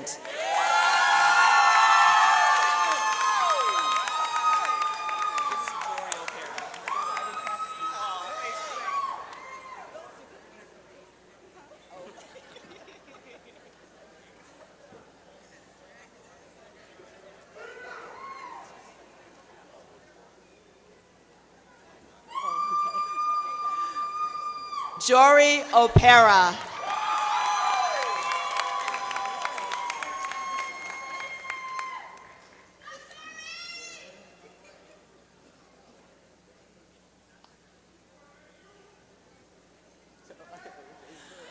Jordan Staten.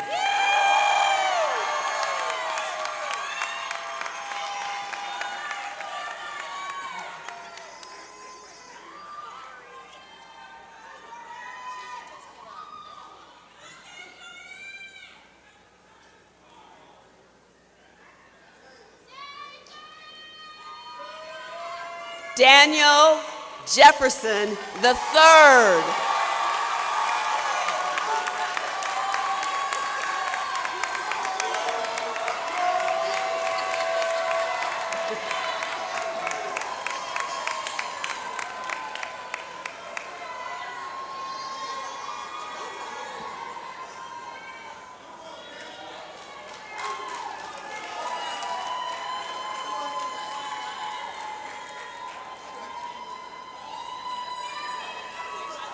Taryn Ariane Lane.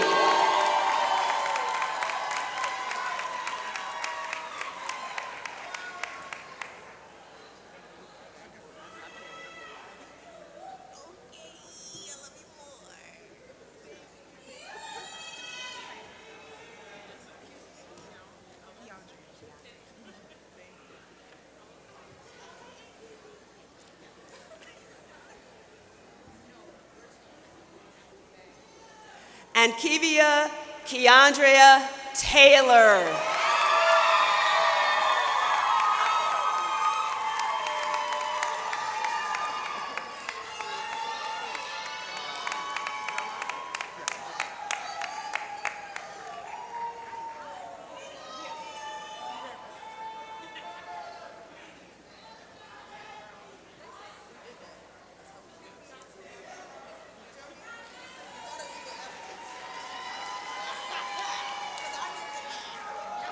Kevin Germosen.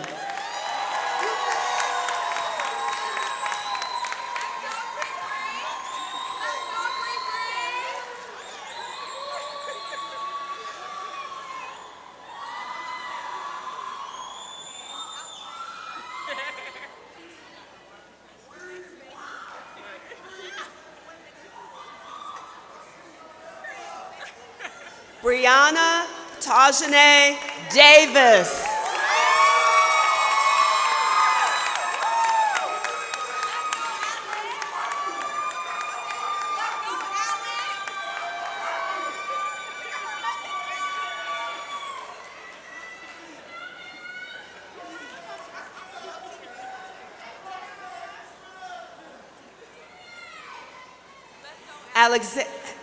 Alexandra Vieira.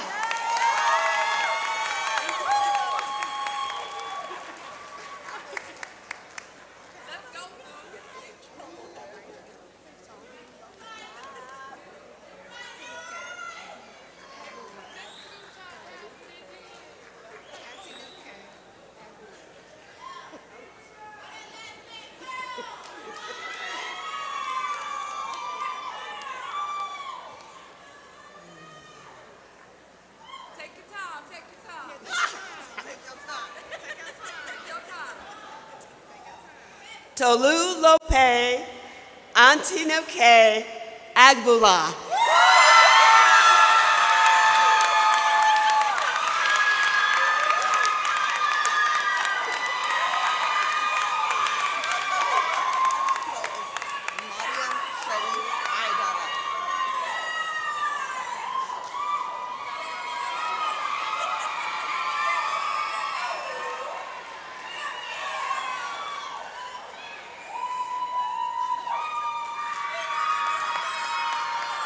Mariam Sharif Aidara.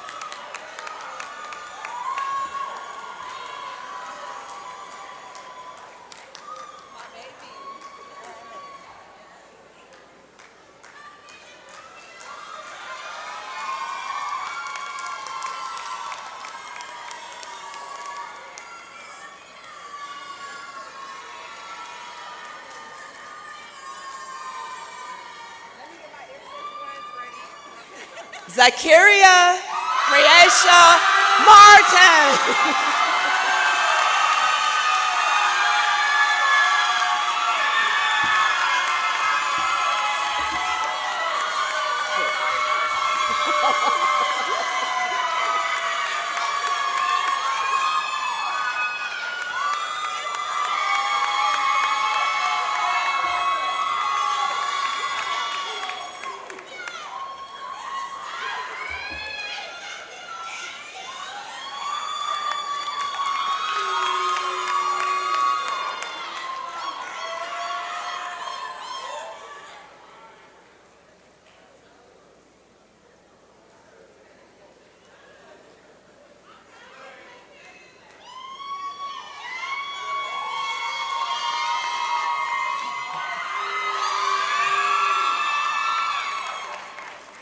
Congratulations to each and every graduate, newly minted JDs from the FAMU College of Law, class of 22-23. Show them some love.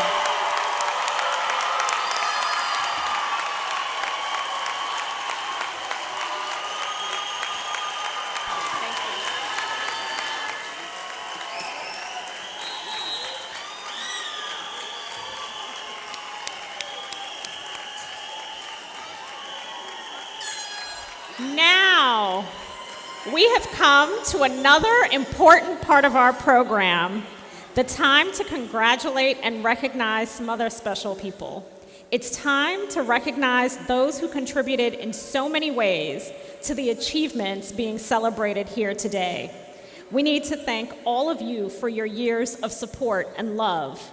Will every parent of a member of the 2022-2023 graduating class please stand and be recognized and thanked?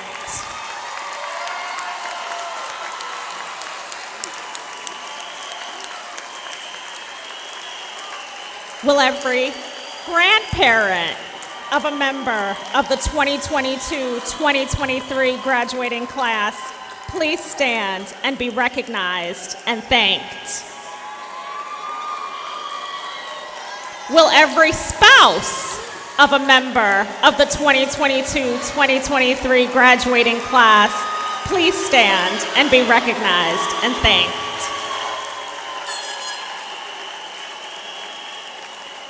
Will every child of a member of the 2022-2023 graduating class please stand and be recognized and thanked?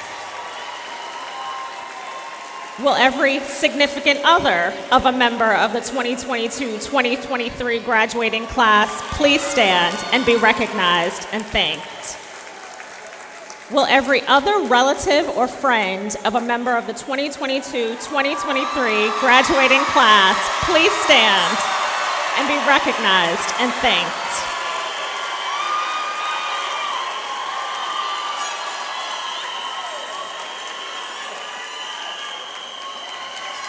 Now that we have thanked all of you, I want to prepare you for one final step along this journey. If your graduate plans to take a bar exam, please remember that preparing for this is a very serious undertaking. Your new graduate will spend countless hours studying alone or in study groups with classmates, attending classes and workshops, taking practice exams, and writing sample essays. In short, your graduate needs time and space during this period to ensure that he or she is ready for the rigors of this exam. So on behalf of the graduates who have a bar exam in the future, I thank you in advance for understanding that this task is not easy. Remember, your College of Law family is here to support you every step of the way. Now, we will have reflections delivered by Ms. Thaisa Heath, the 2022-2023 graduation chair. She will be followed by the singing of the alma mater, led by Mr. Marquise McMiller. After the alma mater, we kindly ask that you take your seats for the recessional. The platform party will leave the stage and will be followed by the graduates.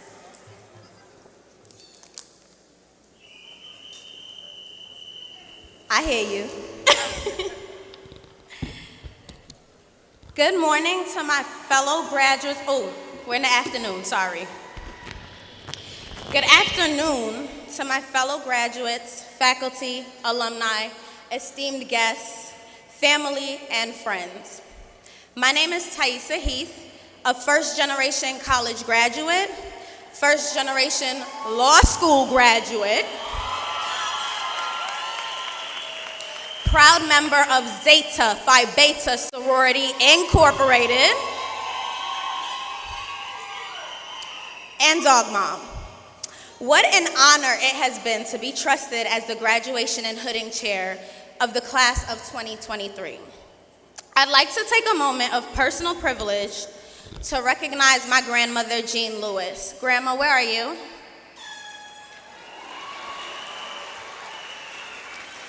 My grandmother moved from the sweet island of Trinidad to the rough streets of Brooklyn, New York in 1976. I cannot imagine the sacrifice. Hold on, Grandma, I'm talking to you. I can't see you. I cannot imagine the sacrifice and fear, but also the strength it took to leave everything you knew behind for another country. I know there are some in here who can relate, so thank you to all the parents, grandparents, and guardians that moved to the United States, battling language barriers and changes of lifestyles so we could be the change makers we are meant to be. Thank you, Grandma.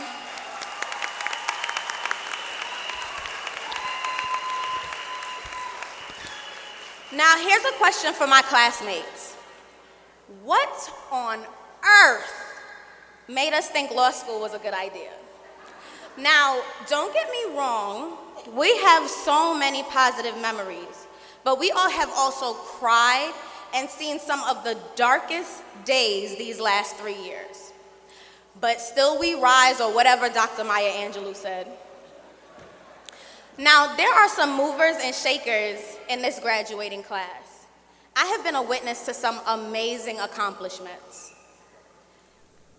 My soror, Amanda Hunter, was able to share with her grandmother that she will be accepting the position of Assistant District Attorney in the Bronx.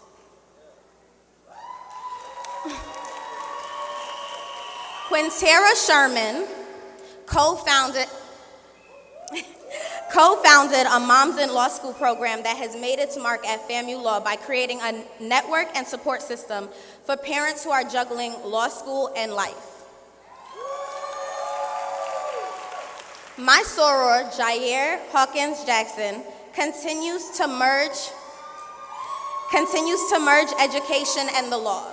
She is currently the Senior Specialist for School Board Services for Orange County.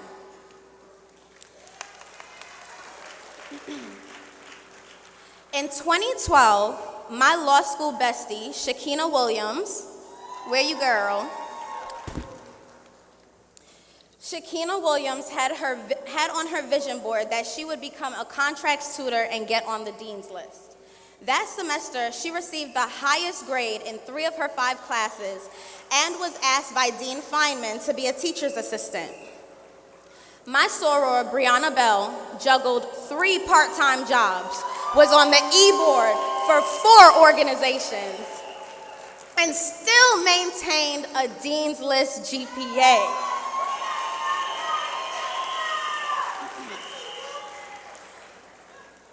After being told that she could not go straight into federal work following law school, my girl, Destiny Hibbler, secured a federal job following law school, bringing her journey full circle. I'm so proud of you all. All right, so let's talk about dreams. We can look at these last 3 years one of 2 ways. Either Disney's A Dream is a Wish Your Heart Makes, or Meek Mill's Dreams and Nightmares. Anyone else felt bad for wishing, praying, and begging the heavens to get into law school, only to get here and wish, beg, and plead that it would be over? All the accomplishments of the last 3 years were simply once a dream. I want to do a little exercise with my fellow graduates. So if all graduates can please close their eyes for a moment. Imagine the moment you decided you were going to attend law school. Now, imagine the day you received your welcome letter from Florida Agricultural and Mechanical University College of Law. And now, imagine the first day of 1L year. In the words of Professor Williams, we met in boxes. We met each other in a box, rather. Okay, now open your eyes. Now, remember the first day of 3L year? We were all tired. Most of us stopped getting dressed up for classes. We only came to school when we had to be at school. In fact, there are some faces in front of me I haven't seen all year. And as we crossed the stage, I realized there are faces that I have not seen at all. So congrats to y'all. I'm Thaisa. Nice to meet you guys.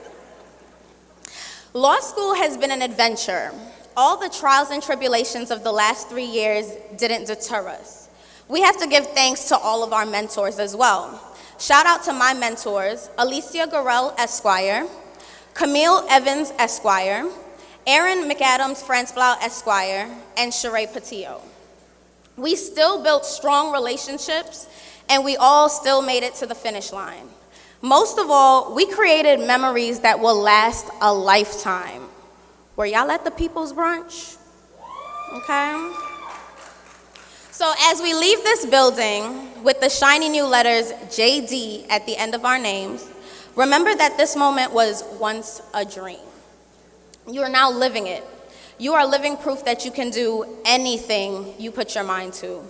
Between LinkedIn, Instagram, Facebook, and whatever other social media platform is to come in the future, I cannot wait to see how you all break down barriers, blaze your own paths, and make your marks on history.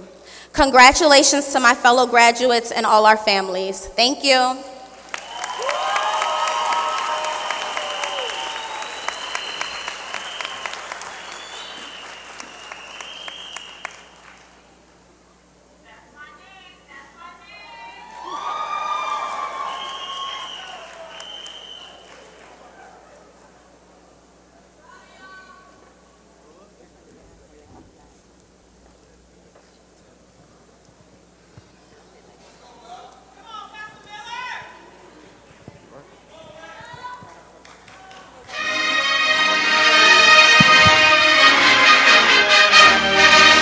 College of love and charity, we gather round thy noble shrine. We lift our voice in praise to thee, and ask the blessings all divine. FAMU, I love thee, I'll fight and win whatever the battle be. The orange and the green, thy sun shall ever defend, and loyal to thy voice of love attend. FAMU, FAMU.